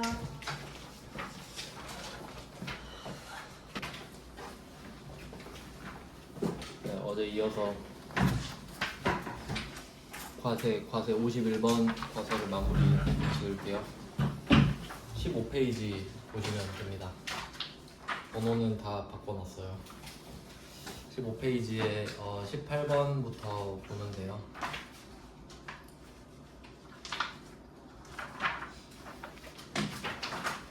네, 18번 문제부터 한번 보겠습니다. 그러니까 이런 패턴에 좀 익숙해지셔야 되는데 18번 문제는 세금 계산서를 받았거든요. 그리고 그 내용을 보니까 제조부 직원의 식사, 뭐 식대, 뭐 이런 거 이야기하고 있죠. 그러면 직원 밥 사주는 거니까 당연히 과세는, 그러니까 세액공제는 될 거예요. 그래서 세금 계산서를 일단 공식적으로 받았죠. 네, 또 생각하셔야 될 건 종이로 받았다, 이거 확인하셔야 되고, 근데 결제는 카드로 했죠. 그러면 이때는 증빙은 세금 계산서로 계산을 해야 되고, 그래서 51번 과세가 됐죠. 실제 계산 결제는 카드로 했기 때문에 복리후생비에 대한 결제니까 이제 카드 결제는 외상이니까 미지급금이 나오고 신한카드다, 이렇게 나오게 됩니다. 아주 뭐 기본적인 거죠. 그 다음에 19번 문제를 넣은 이유는 이거는 그 예정 누락분이거든요. 이걸 표시하시면 돼요. 19번 문제는 문제 첫 번째 줄에 예정 신고 시 누락한 이 부분을 좀 표시를 해두시면 되겠습니다. 그래서 얘는 그 입력하는 방법이 따로 있어요. 그래서 아마 오늘 이따가 할 것 같은데 자료를 또 드릴 거거든요. 뭐 지금 이 상황을 좀 설명을 드리면, 지금이 2기라고 나오는데 2기가 7월 1일부터 12월 31일이죠. 그러면 이제 앞쪽이 예정, 뒤쪽이 확정, 이렇게 됩니다. 그러면 지금 이 19번 문제는 임차료를 내는 거예요. 그러니까 원래는 이 예정 때거든요. 날짜 보니까 8월 30일? 8월 31일 이렇게 돼 있죠. 그러면 예정이 7, 8, 9 세 달이죠. 그러니까 뭐 9월 30일, 10월 1일 뭐 이렇게 보면 될 텐데, 그러면 이렇게 이제 정리가 되는 거니까 8월 31일이면 예정 맞죠? 그러면 원래는 이때 신고를 했으면 우리가 이 부가가치세를 15만 원을 덜 냈겠죠. 이건 이해되죠? 그러니까 원래 이때 거니까 이때 신고했으면 15만 원 덜 내는 거란 말이에요. 근데 이걸 안 한 거지. 그럼 이때 해야 되는 걸 안 했으니까 예정 신고 누락한, 이런 걸 예정 신고 누락분이라고 해요. 그러면 여러분 입장에서 한번 생각해봐요. 지금 15만 원을 원래 덜 냈어야 됐거든요. 근데 그때 15만 원을 더 낸 거죠. 그럼 이거 억울하니까 뭐라고 그래야 돼요? 저 늦었지만 지금이라도 해주세요 할 거 아니에요? 그러니까 지금 늦게 받았죠. 10월 30일에 받았잖아요. 그러니까 이거를 확정 때 신고할 수 있어요. 예정 신고 누락분을 확정 때 신고할 수 있어요. 그러면 우리는 확정 때라도 15만 원을 덜 내게 돼요. 그게 이치에 맞겠죠? 근데 이게 오늘 이따 배울 건데, 만약에 지금은 메이트액이죠. 반대로 한번 생각해 볼까요? 지금은 메이트액인데 반대, 매출세액이면 어떨까? 그럼 원래 이렇게 해봅시다. 내가 예정 때 15만 원을 더 내야 됐던 거야. 근데 이거를 안 냈죠? 그리고 이때 신고한 거야. 저 늦었네요, 죄송해요 하면 국세청이 그래요, 뭐 늦을 수도 있죠, 이럴 것 같아요? 아니요. 이 새끼 늦네? 15만 원 당연히 내고 가산세 때립니다. 너 이때 해야지, 너 탈세하려고 그랬지 하고 15만 원에 얼마를 더 걷어요. 근데 매출세액은 국세청이 손해보는 거잖아요. 근데 매입세액은 어때요? 자신은 내가 손해보는 거지. 국세청은 이득 받죠. 네. 원래 15만 원을 그때 줘야 되는데 안 주고 지금 줬으면 그 이자를 지가 먹었을 거 아니야. 네. 그러니까 이건 아무 말도 안 해. 이자도 안 줘. 아, 그때 환급 받으셨어야 된다고? 그럼 지금 해드릴게. 뭐 없어요? 없는데. 끝. 그러니까 일부러 매입으로 낸 거예요. 왜? 매출을 누락하면 가산세 이슈가 나와버리거든. 그러니까 매입으로 낸 거예요. 그리고 밑에 답 보면은 막 이상한 거 있죠. 쉬프트 F5 어쩌고 저쩌고. 이거는 이따가 그 부가세 신고서 하면서 보여드릴게요. 거기에 또 똑같은 문제 나오거든요. 그래서 얘는 좀 특이하다. 따로 표시해 두셔도 좋고요. 뭐 연습을 따로 해보셔도 좋고. 그 다음에 20번 이거는 뒤에 그 수입할 때 보조 자료로 쓰려고 넣는 거예요. 그래서 일단 넘어가고 얘는 킵 해놓을게요. 20번은 수입할 때 한번 같이 보고요. 그리고 21번으로 넘어가 봅시다. 16페이지. 21번, 22번, 23번 이렇게 조금 어려운 문제들인데요. 이게 그 한마디로 좀 요약을 하자면 21번은 그 현물 출자예요. 현물 출자. 조금 어려운 주제인데.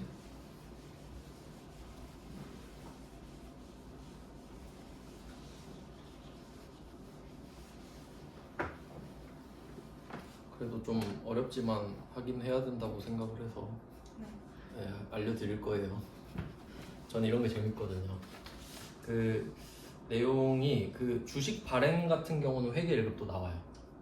보셨죠? 뭐 자본금, 뭐 보통예금, 수수료 어쩌고 저쩌고. 근데 그거는 일반 전표에 적죠. 왜냐면 주식과 채권은 면세거든요. 근데 지금 이거 21번 문제는 자본금 다 보이시죠? 대변에? 그럼 주식 발행한 거거든요.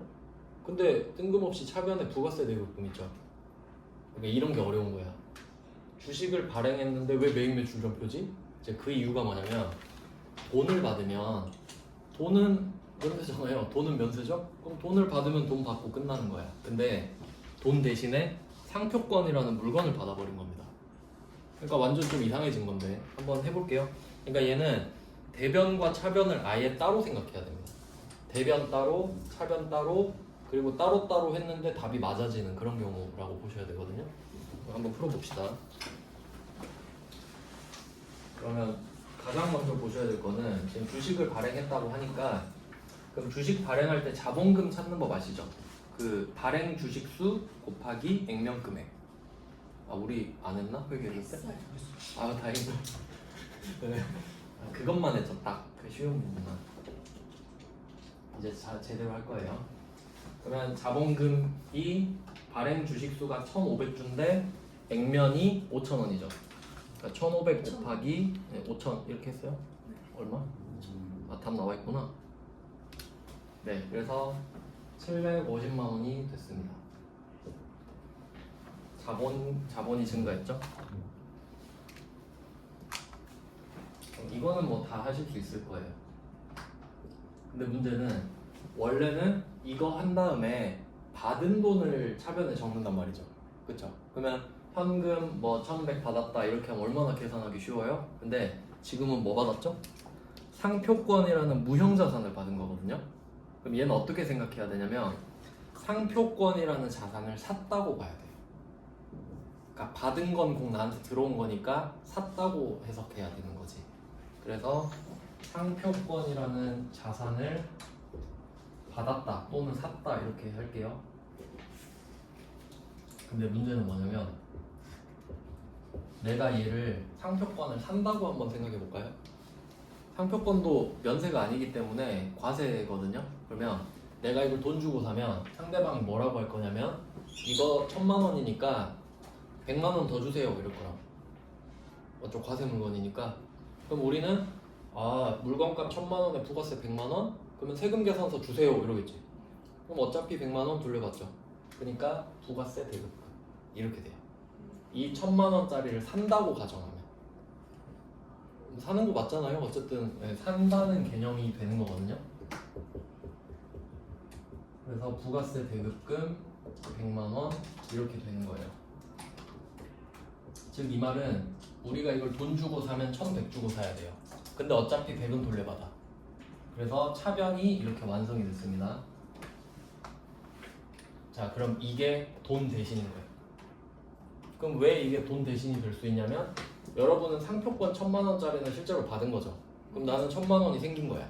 근데 이 100만 원은 뭐냐? 이거 현금으로 다시 받잖아요. 그러니까 이거는 국세청한테 빌려준 100만 원이죠? 그러니까 1,100만 원 받은 거 맞지? 1,000만 원은 상표권이라는 형태로 받았고 100만 원은 지금은 못 받았지만 나중에 국세청한테 가면 100만 원 깎아주죠. 그러니까 1,100을 받은 거야 지금. 이해되셨죠? 그러면 나는 750짜리를 줬는데 1,100짜리를 받았다. 이렇게 비교하면 되는 거지. 그럼 나머지가 주식 발행 초과금이 되는 거예요.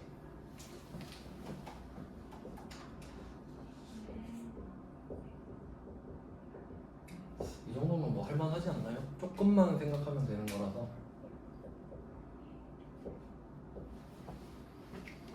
네, 뭐 이런 문제가 있었고요. 그래서 지금 필요 없는 거는 주식의 시가안에 네, 상표권의 시가가 있어서 그렇습니다. 그 다음은 22번도 한번 볼까요? 비슷한 문제인데 22번 문제는 나이스한테 건물을 구입했다. 그럼 방금처럼 똑같이 풀어보면 될 것 같습니다. 그럼 차변부터 한번 정리해볼까요? 건물.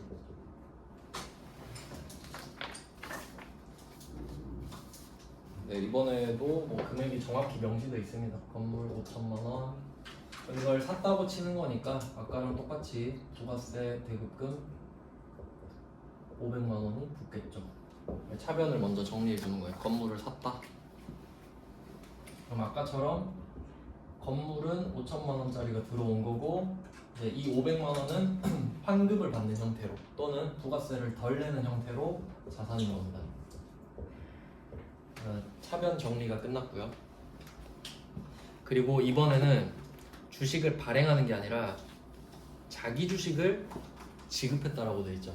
그럼 이거는 자기 주식을 파는 거랑 똑같은 건데 이거 자기 주식 처분은 안 가르쳐 드렸죠 제가. 이거 했어요? 자기 주식 처분? 그냥 간단하게 알려드릴게요. 자기 주식 아마 안 했던 것 같아. 주식 발행만 한 것 같아요. 회계 1급 때는 잘 안 나오거든요. 그럼 여기서 자기 주식이라는 말 나오죠. 취득가액 5,000원이라고 돼 있고요. 그러면 8,000주 5,000원 이렇게 돼 있죠. 그러면 얘는 논외로 자기 주식을 산 것부터 좀 알려드릴게요. 그러면 일단 돈이 얼마나 갔는지는 알 수 있죠. 자기 주식을 5,000원에 취득했는데 8,000주 샀다고 하잖아요. 그럼 5,000 곱하기 8,000 4천만 원 나오는 거예요. 그러면 현금 4천만 원 쓴 거는 아시겠죠? 그러면 자기 주식은 4천만 원짜리가 되는 거지. 네, 얘는 특이한 점이 하나 있는데 이거 말 문제로도 좀 잘 나오거든요. 자, 현금은 자산의 감소 이거 아시죠? 이거 내 주식 산 거죠, 내 주식. 자본 마이너스입니다. 자본 마이너스.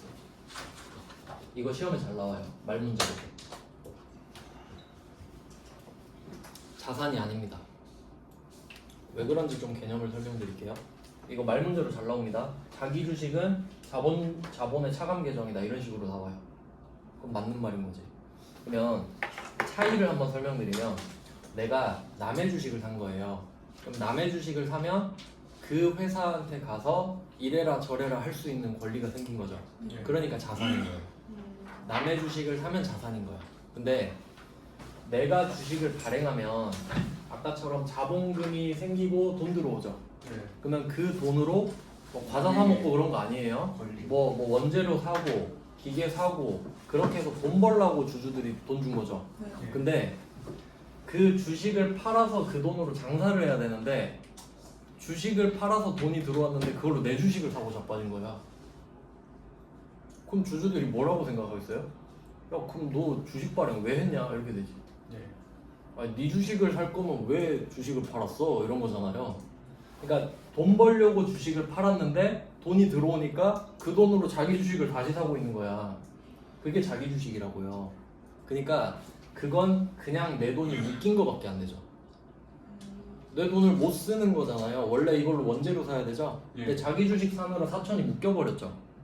그러니까 자본이 마이너스인 거야. 못 쓰니까. 응. 지금은 이 돈을 못 쓰고 있으니까. 그러면 이 자기 주식을 팔면 어떻게 되겠어요? 자기 주식이 없어지면서 돈이 들어오겠죠. 네. 그럼 얘는 자본 플러스가 되는 거지. 그 돈을 다시 쓸 수 있게 되니까. 그런 느낌. 그러니까 내가 자기 주식을 갖고 있는 순간은 자본이 묶여 있는 거지. 안 갚아도 되는 돈인데 이걸 이딴 데 쓰고 있으니까. 그래서 자본 마이너스입니다. 이것도 알아두세요. 이건 말 문제요. 말 문제요. 왜냐면 이거 딱 봐도 자산으로 생각할 확률이 높죠. 근데 아니야. 자본 마이너스. 내 돈이 그러면 이렇게 지금 돼 있는 거예요. 그럼 우리한테는 자기 주식이 4천만 원이야. 그리고 이제 자기 주식의 포인트는 한 개 더 있는데 내가 내 주식을 산 거죠. 네. 그러면 이건 내가 내 주주총회 가서도 의결권이 없습니다. 왜요? 자기. 내가 나를 소유할 수도 없으니까. 그러니까 주식은 소유권이에요. 그러니까 이렇게 생각하는 거예요. 예를 들어 A라는 회사가 B라는 회사한테 돈을 주고 B 주식을 샀어요. 그러니까 발행해서. 그럼 얘는 B 주식을 갖고 있죠. 그럼 이 B 주식을 산 이유가 뭐야? B 주주총회 가서 야, 너 내가 시킨 대로 해. 이거 하려고 의결권 행사하려고 주식을 산 거죠. 그러면 A가 B를 소유할 수 있는 거죠. 그럼 이때 B 주식이 만약에 뭐 50% 플러스 한 주가 되면 B는 내 거야. A 말을 들어야 돼. 과반을 갖고 있으니까. 근데 A가 어떻게 A를 소유해요? 내가 나를 어떻게 소유하냐고. 내가 나를 팔았다가 내가 나를 어떻게 사냐고. 그러니까 얘는 B는 지금 지 영혼을 판 거잖아요. 당신 말을 들을 테니까 돈을 주세요. 이건 할 수 있죠. 근데 내가 나한테 그 거래를 어떻게 하냐고. 이론상으로 안 된다고요. 그러니까 내가 내 주식을 백날 사봤자 의결권이 하나도 없습니다. 그러니까 이 주식은 총 주식수만 줄어들어요. 예를 들어볼게. 이게 사요. 이거 왜 사냐면 그 코로나 때 이런 경우가 있었어요. 코로나 때 주가가 다 떨어지잖아요. 그러니까 내가 내 주식을 미리 사놓는 거야 좀. 왜냐면 나중에 오를 거니까. 그런 경우도 있고. 이런 것까지 해야 되나? 그 삼성전자가 옛날에 그 제일모직이랑 에버랜드 합병할 때 그 이거 투표 수로 하잖아요. 그럼 이제 표수가 많으면 내가 이기는 거잖아요. 그럼 이걸 자기 주식으로 내가 사놨다가 친한 애한테 파는 거야 싸게. 내 편 들어달라고. 내가 갖고 있으면 의결권이 없잖아요. 근데 이걸 남이 갖고 있으면 의결권이 생기지. 그러니까 내가 쌀 때 사놨다가 내 친구 줘버린다고. 내 편 들어달라고. 그렇게 악용하는 사례도 있고. 그런 게 있어요. 좀 복잡한데 어쨌든 그냥 샀어요. 그리고 이건 내가 내 주식을 산 거니까 의결권이 없고 평가도 안 해요. 주가가 오르든 내리든 그냥 산 금액 그대로 그냥 돈이 묶였다 끝 이거거든요. 그래서 일단 이 상태로 돼 있는데 내가 이걸 준 거죠. 예. 자기 주식을 던진 거잖아요. 그러면 얘가 그대로 나가면 되는 겁니다. 자기 주식이 4천만 원. 그러니까 들어왔던 게 나가는 거죠 그냥. 네. 그래서 얘는 이만큼 자본이 살아나는 거예요. 묶인 돈이 사라지고 이제 남들한테, 그러니까 내 소유권이 남들한테 가니까 이게 정상이 된 거지 이제. 남들이 나를 가질 수 있게 된 거야. 내가 나를, 그러니까 남이 나를 못 갖게 해놨던 거지 지금. 좀 뭐 어려운 개념이긴 한데 그냥 차변 대변 개념으로만 보시면 될 것 같아요. 자, 그러면 이렇게만 보면 나는 자기 주식을 4천에 샀던 거를 주고 건물 5천이랑 부가세 500까지 받으니까 1,500 이득을 본 거죠. 여기까지만 보면. 네. 근데 얘가 눈치가 빨라. 야, 너 어차피 500 돌려받잖아. 500 내놔 한 거야. 그래서 이 문제를 보시면 부가세는 보통 예금으로 지급했다라고 돼 있어요. 이런 거 조심해야 돼. 그러니까 얘가 눈치가 빠른 애 맞죠? 너 어차피 500 돌려받는데 나한테 500 줘. 줘야죠. 달라니까. 보통 예금 500. 그러면 이 500은 쌤쌤이 되거든요. 내가 준 만큼 돌려받는 거니까 얘는 뭐 아무런 흐름이 없네요. 그럼 우리가 생각해야 될 거는 이 부분이네. 건물 5천만 원짜리를 얻는데 내가 4천에 샀던 자기 주식을 줬다. 그러면 자기 주식을 판게 되잖아요. 그럼 자기 주식 처분이익이 생겨요. 어쨌든 1,000만 원 더 받았으니까. 자기 주식 손실이에요. 처분이익. 손해 보면 손실이에요. 손해 보면 처분 손실인데 이건 자본 파트에서 자세히 할 건데 우리가 자본을 안 했구나. 그럼 처분이익이 1,000만 원인 건 아시겠죠? 네. 그리고 얘는 또 특이한 게 뭐냐면 원래 처분을 해서 이익을 보면 수익이죠. 예. 1,000만 원을 실제로 번 거니까. 근데 그 대상이 누구냐가 또 중요해. 그러니까 어떻게 원래 해석을 하는 거냐면 대상이 두 개가 있다고 보는 거예요. 첫 번째가 주주, 번째가 주주, 두 번째가 주주가 아닌 사람들. 이 정도로 좀 해석을 하면 되는데, 그럼 내가 만약에 주주가 아닌 사람한테 1,000만 원 이득을 본 거예요. 그럼 이건 어떻게 해석하는 거냐면 장사를 했다고 봐야겠죠. 주주가 아닌 사람한테 4천짜리를 5천에 판 거야. 그러면 내가 사업 수완이 좋은 거죠. 그럼 이거는 손익이다. 수익 비용, NI, 네트 인컴이에요. 수익과 비용. 돈 벌었다 이렇게 쓰는 거고요. 근데 이거를 주주한테 4천만 원짜리를 5천만 원에 판 거예요. 그럼 이건 어떻게 해석하냐면 주주가 1,000만 원을 나한테 투자했다고 해요. 특수관계잖아. 얘네들은 특수관계가 아니죠. 그러니까 얘가 나한테 4천짜리를 5천에 사면 얘 눈탱이 맞은 거예요. 맞지? 그냥 1,000만 원 손해 본 거지 얘는. 그러니까 내가 1,000만 원 벌었죠. 근데 주주가 내 거 4천만 원짜리 주식을 5천만 원에 사갔다? 그러면 자발적인 투자로 보는 거야. 주주니까. 아, 주주니까 나한테 1,000만 원 투자해줬구나 이렇게 보는 거야. 그러면 이 1,000만 원은 수익이 아닌 거지. 자본이 더 생긴 거지. 투자 받은 거니까. 왜냐면 이 사람이 지금 물건을 주식을 산 거죠. 다른 물건 산 게 아니라 주식을 샀잖아요. 그럼 주주가 되는 거. 그러니까 내가 주식 발행한 거랑 똑같은 거죠. 근데 최초 발행이 아니라 발행됐던 걸 내가 킵하고 있던 걸 다시 준 거지. 그럼 어쨌든 걔는 그게 알바예요. 새로 발행한 거든 그냥 있던 거든 주식이 늘어나는 거잖아.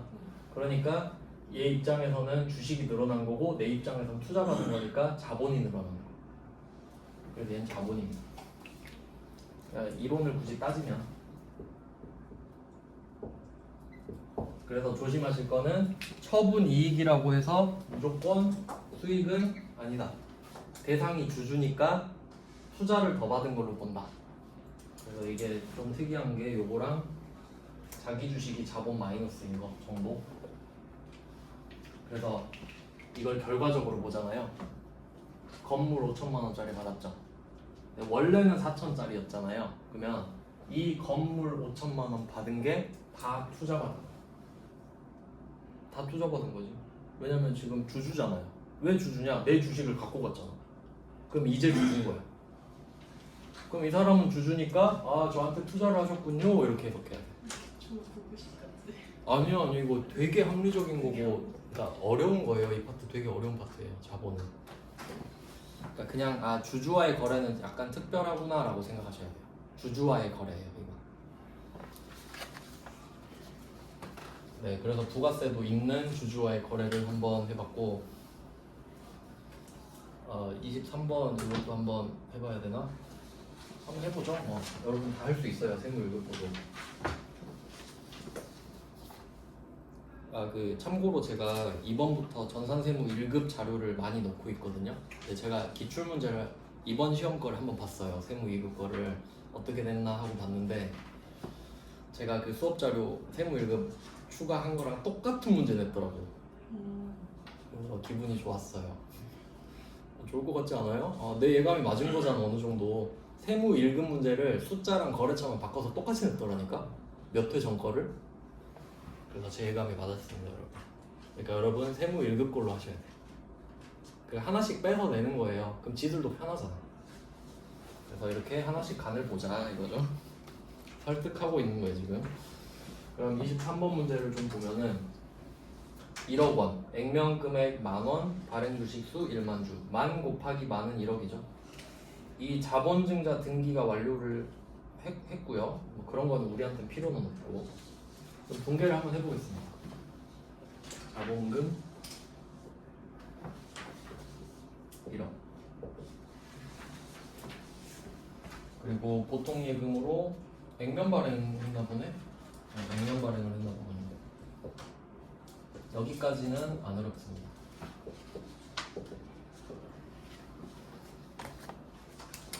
그러니까 이 거래도 주주와의 거래죠. 내 주식을 지금 만 주를 갖고 갔으니까 이건 투자받은 거예요.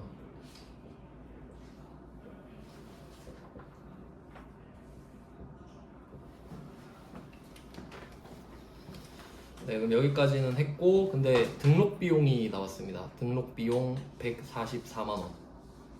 거래가 따로 돼 있죠. 그러면 주식을 발행한 거는 아까 말씀드렸던 대로 주식이 면세기 때문에 일반 종표에 쓴단 말이에요.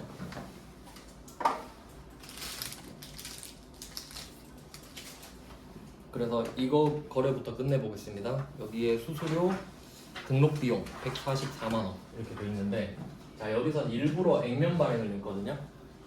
그 보통은 주식이 액면 금액이 훨씬 낮아요, 시가보다. 그렇기 때문에 여러분이 보신 분께도 자본금보다 보통 더 많은 돈이 들어온 걸 많이 보셨죠. 근데 지금은 난도를 높이려고 일부러 금액을 똑같이 한 거예요. 그리고 여기다 수수료를 넣어버린 거예요. 그럼 어쨌든 144만 원을 우린 내야 되죠. 예. 이제 그걸 보통 예금으로 냈단 말이에요.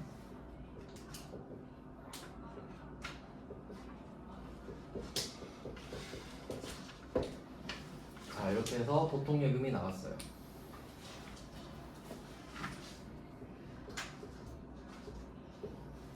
그러면 위쪽은 보통 예금이랑 자본금이 금액이 똑같기 때문에 얘 둘 사이에서 건드릴 건 없단 말이죠. 근데 사실 이 보통 예금 1억은 주식값이고 수수료는 144만 원 따로지만 어쨌든 둘이 같은 거죠. 어차피 다 내 돈이잖아요. 그러니까 이거 퉁치면 결국 손해죠. 예. 그러니까 답은 이렇게 써 있나? 이렇게 따로 써 있죠. 네, 이렇게 쓸 수도 있잖아요. 1억에서 144만 원 따로 나갔으니까 9,856만 원 들어왔다고 해도 맞는 거예요. 여기까지 이해되시나요? 뭐 어차피 들어오고 나가고 퉁치면 결국 내 주식은 1억인데 덜 받은 거잖아. 144만 원을 덜 받은 거밖에 안 되잖아요. 그럼 이게 주식 할인 발행 처분이 되지. 이제 어렵게 나오면 이 정도 나와요. 세무 이급도 이 정도 나올 수 있습니다. 그래서 얘는 어쩔 수 없이 주식 할인 발행 자금이 되지.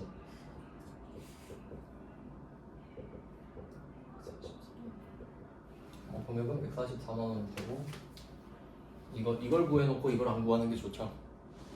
이걸 144만 원을 쓰고 이 금액을 안 적는 게 편하지. 144만 원은 언급을 해줬으니까. 대면제 보통 예금은 안 적고. 네, 이거를 안 적어버리고. 그럼 1억에서 이 금액을 뺀 금액은 마지막에 저절로 나옵니다. 그래도 정답. 그러니까 대변에 자본금 1억을 쓰고 차변에 주식 할인 발행 자금 144만 원을 쓰고 보통 예금을 적으면 금액을 알아서 맞춰주겠지, 지가. 이게 가장 편한 정답이 된다. 여러분 입력하실 때. 근데 모르겠으면 그냥 다 적어도 된다. 어차피 결과는 같아지니까. 그래서 얘는 자본의 마이너스가 되겠죠. 그래서 이런 거 해석해보면 금액을 제가 이해하기 쉽게 써보면, 그러면 실제로 여러분이 받은 돈은 9,856만 원이죠. 실제로 받은 돈. 그러면 주식은 형식적으로 1억이니까 1억이 늘었잖아요. 하지만 여기서 144만 원이 빠지지. 그래서 내가 실제로 받은 돈만큼만 자본이 늘어나는 겁니다. 내가 받은 돈만큼만 자본이 늘어나야지. 나는 9,856만 원을 받았는데 자본금이 1억이 들면 말이 안 되죠. 그러니까 이렇게 조정이 저절로 되는 겁니다. 네, 이 정도까지는 좀 참고하시면 좋고, 그리고 하나가 더 있죠, 거래가. 여기에 법무사 수수료를 냈다. 네, 그러면 일단 보통 예금 44만 원은 확실하고요.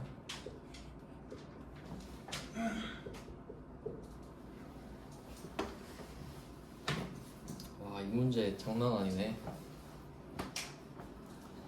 자, 그리고 차변은 다 보시다시피 일단 여기서 중요한 거는 부가세를 빼줘야 되죠. 왜냐면 부가세 돌려받을 수 있으니까. VAT가 부가세. 응? VAT라고 돼 있어. 아, 그리고 그 앞에 비용이 두 개죠. 증자 관련 등록 비용 144만 원이랑 법무사 44만 원 이렇게 써 있잖아요. 증자 관련 등록 비용은 부가세가 없어요. 근데 법무사한테 준 돈은 서비스 받은 거니까 부가세가 있지. 그래서 분계가 따로 들어가요. 일반 종표랑 메인 매출 종표도. 그래서 부가세 대급금을 살려주는 게 포인트네요. 밑에 거는 법무사 수수료는 부가세가 있기 때문에. 자, 그러면 부가세 4만 원은 돌려받으니까 부가세 대급금 4만 원 뺐거든요. 그럼 나머지 40은 뭐냐? 이것도 결국 주식 때문에 쓴 돈이죠. 그러니까 얘도 주식 할인 발행 자금이 늘어나지. 결국 이 보통 예금에서 계속 까먹는 겁니다. 근데 4만 원은 어떻게 살린 거고 40만 원은 못 살리는 거지. 그래서 얘는 주할차가 됩니다. 그냥 얘는 보고 아 이럴 수도 있구나 정도 생각하시면 돼요. 그냥 아 이런 거구나. 그러니까 등기 비용에는 부가세가 없구나 참고하시면 되겠습니다. 조금 심화 문제인데 이해되시면 좋고 아니면 말고. 이제 17페이지로 가보시면 어제 불공할 때 조금 자세히 설명했지만 실제 수입 문제를 좀 보겠습니다. 17페이지에 수입. 그러면 1번부터 볼게요. 일본 노무라사한테 수입한 공장용 기계부품과 관련해서 뭐 보통예금을 납부했네요. 자, 이 문제에서는 포인트가 뭐냐면 지금 그 수입 세금 계산서 언급했죠? 네. 그럼 이게 불공제 사유냐 아니냐 이거 중요하잖아요. 네. 근데 봤는데 그냥 뭐 공장용 기계부품은 세액공제가 안 될 이유가 없죠. 네. 근데 여기서 특이한 건 뭐냐면 공장용 기계부품 관련했으니까 지금 공장용 기계부품을 수입한 거죠. 근데 이게 원래는 그 계정 과목을 찾을 수 있게 힌트를 주죠. 예를 들면 이게 원재료라든가 상품이라든가 그런 느낌의 말을 해주잖아요. 그래야 문제를 푸니까. 근데 여기서는 그 힌트를 안 준 겁니다. 한번 생각해 보세요. 지금 여기서 공장용 기계부품 이렇게만 말했죠. 그러면 우리가 공장용 기계부품으로 뭐 기계를 만들어 파는 회사인지 아니면 공장용 기계부품을 사다가 그대로 파는 회사인지 이런 걸 말을 해줘야 된단 말이에요. 나 아무 말 없죠. 그러면 계정 과목을 알 수가 없잖아요. 네. 왜 그랬을까? 힘 써가지고. 아니에요. 이거 수입은 답이 한번 봐봐요. 밑에 답. 부가가치세. 수입은 부가가치세밖에 안 나오죠. 예. 그러니까 계정 과목을 알 필요가 없잖아. 그러니까 안 알려주지. 이해되시죠? 이제 그것까지 알면 초고수죠.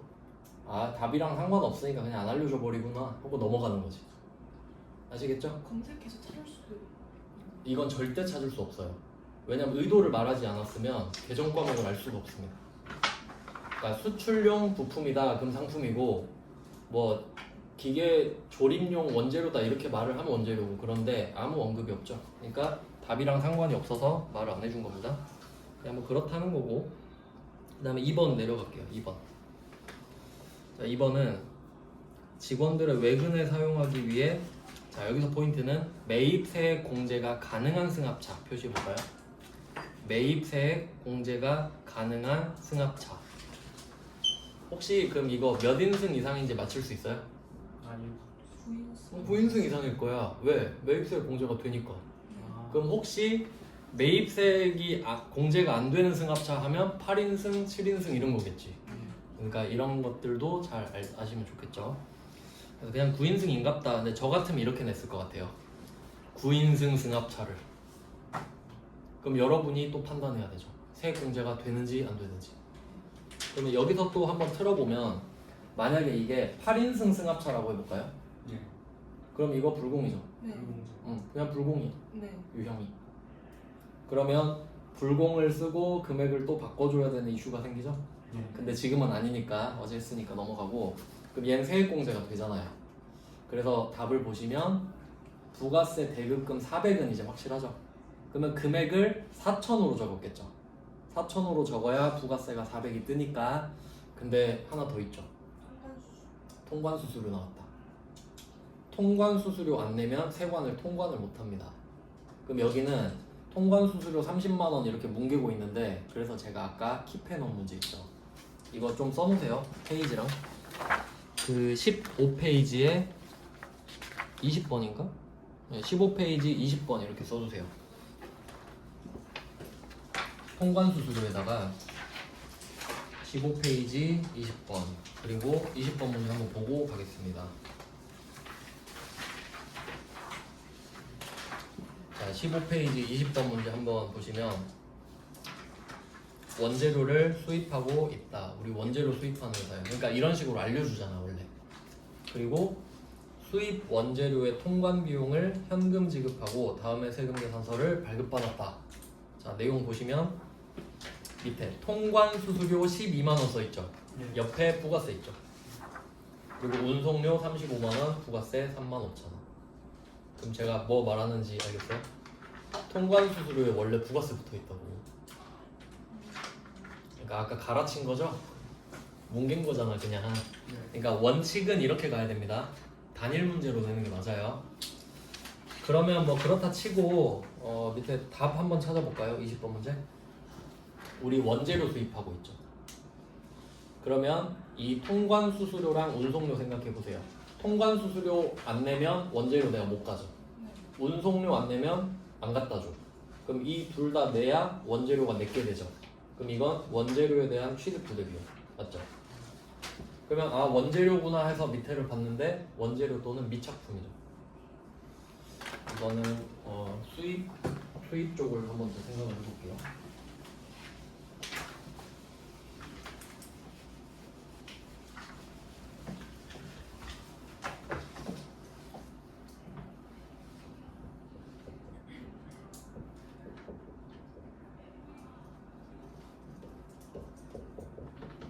자, 우리가 A 회사인데 수입을 해요. 이렇게 수입을 해오는 겁니다. 그러면 우리가 A 회사인데 내 창고에 지금 원재료도 있고 뭐 상품도 있고 제품도 있고 뭐 하겠죠? 자, 이런 느낌일 거란 말이에요. A가 지금 우리나라에 있는데 창고에 원재료, 상품, 제품 이런 거 있겠죠? 그럼 얘네들은 어떻게 파악을 했을 거냐? 창고에 가서 눈으로 봤겠죠. 그럼 뭐 5만 원짜리 100개 있네? 그럼 500만 원 이렇게 적었을 거란 말이죠. 근데 지금 오고 있는 원재료 이거 이야기하는 거죠, 이거. 근데 내가 이 원재료 값은 따로 뭐 지불하거나 하겠죠. 근데 여기에 대해서 뭐 통관 수수료, 운송료 이런 거 이야기하고 있잖아요. 그러면 계정 과목이 원재료 아니냐 이렇게 생각할 수 있죠. 근데 내가 원재료라고 적어놓은 건 창고에서 눈으로 본 거라 그랬죠. 근데 지금 얘는 눈으로 본 게 아니죠. 네. 근데 이걸 원재료라고 적어버리면 내가 관리하기가 피곤해요. 맞죠? 그러니까 난 눈으로 보고 500만 원 썼는데 여기다 안 보이는 것까지 적어버리면 뭐야 왜 안 맞아 또 이러고 있고. 못 올 수도 있어요. 못 올 수도 있어요. 따로 부르면. 일단은 지금 얘는 도착 안 한 거잖아요. 그러니까 예를 들어볼게요. 내가 이 원재료를 만약에 500만 원짜리를 산 거야. 그럼 이 원재료는 내 창고에 없는 거죠. 그러면 구분하려고 미착품이라고 적어놔요.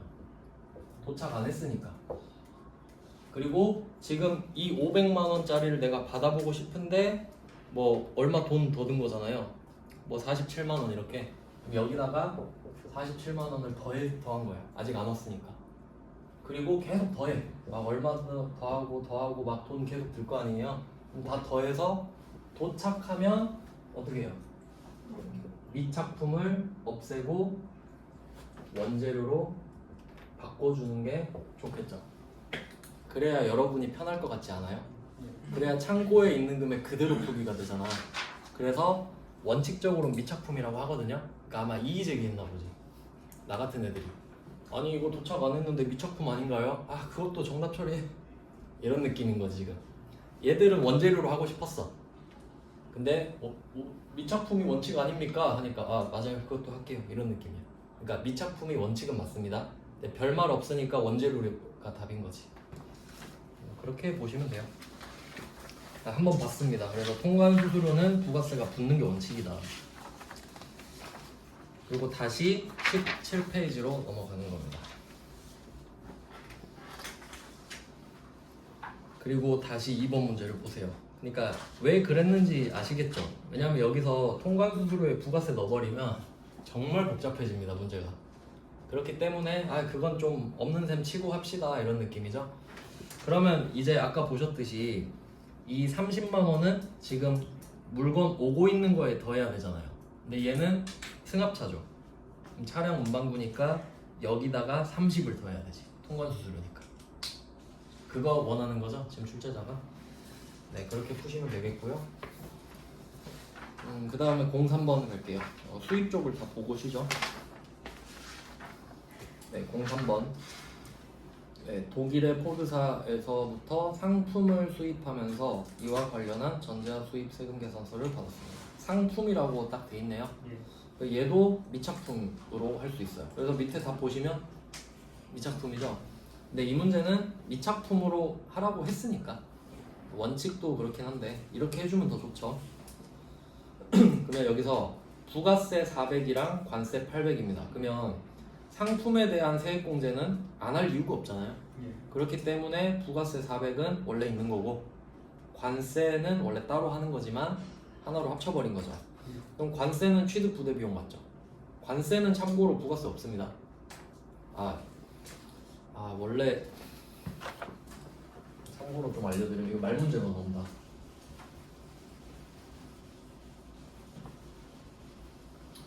왜 안 적어? 적어놨으면 좋았겠네. 참고로 그 수입하는 물건은 어떻게 되냐면 뭐 외울 필요까지는 없을 것 같고 그냥 한번 들어보세요.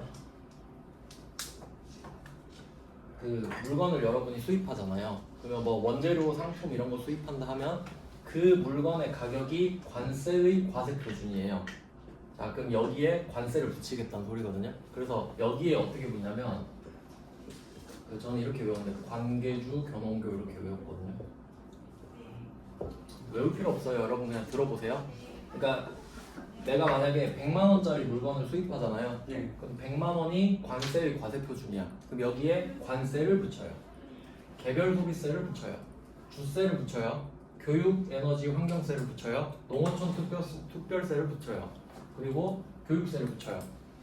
그럼 세금 폭탄 맞았죠? 예. 여기에다가 부가세를 또 붙여요. 여기에 부가가치세 10% 또 붙이는 거야. 알겠죠? 그러니까 엄밀히 따지잖아요. 지금 부가세가 400이죠. 예. 그러면 물건 가격이 4,000이었겠지. 예. 그럼 이 4,000 안에 800이 들어가야 돼 원래. 그러니까 지금 이 박스 있잖아요. 이 박스가 4,000이야. 맞죠? 다 합친 거. 예. 그래야 부가세가 400이 붙죠. 맞죠? 지금 이것까지는 알겠어요? 예. 다 합친 게 4,000이니까 여기에 부가세 400이 붙는다고. 근데 관세 800 이야기하고 있죠. 네. 그러면 이 관세 있잖아요. 이게 800인 거잖아. 네. 그러니까 이 800은 4,000 안에 들어가 있는 거지. 근데 왜 나와? 그러니까 따로 말을 해도 이 800은 800이 들어가서 4,000이 됐다고 해석하는 게 맞아요. 원래. 괜히 했나? 그래도 알아야죠 제대로. 뭐 말하는지 알겠어요? 예. 그러니까 문제 내는 애가 이걸 알았을까 싶은 거야 나는. 아마 문제 낸 사람은 몰랐을 수도 있어요. 그러니까 구조가 이렇게 된다. 공급가액이 원래는 4,800으로 나와야 되는데 이 문제에서 4,000으로 오, 관세를 따로 뺐으니까. 관세를? 그러니까 4,000인데 예. 굳이 그냥 따로 말한 거예요. 그러니까 잘못 냈지 문제를. 그러니까 제가 말하고 싶은 건 문제 오류다. 안 돼. 응? 성립 성립 안 되지 그러니까. 그렇죠. 근데 그냥 문제를 낸 거예요. 안 그러니까 돼. 문제를 외우는지. 결론은 얘는 모르고 난 안다 이거 말하고 싶은 거잖아요. 그러니까 엄밀히 따지면 말이 안 돼서 그냥 짚어드리는데 우리는 어떻게 해요? 까라면 까야지. 그냥 신용하면 되죠. 취득 부대 비용이니까 더 할게요 하고 그냥 하면 된다고. 말이 안 되지만 네. 그냥 좀 오류가 있어서 말씀드렸습니다. 그러니까 이 4,000 안에 800이 포함. 뭐 문제를 이렇게 됐지? 네, 뭐 그렇고 그 다음에 04번 이것까지만 보고 칩시다. 04번은 원재료를 수입했다. 그럼 그냥 밑에 관세, 통관수수료 이거 내고 싶었던 거죠? 그래서 미착품으로 65만 원 네, 넣어주시면 됩니다. 패턴이 다 비슷하죠. 그러니까 여러분은 그 회계 1급에 나오는 그 잔챙이 문제 말고, 그러니까 그 잔챙이 문제가 01번 같은 거예요. 그런 게 회계 1급에 나오고요. 여러분은 이제 2번 이하 문제가 세무 2급에 나온다 이렇게 생각하셔야지. 네, 여기까지 봐놓고 좀 쉬겠습니다. 10분 정도 쉬고 나머지 볼게요.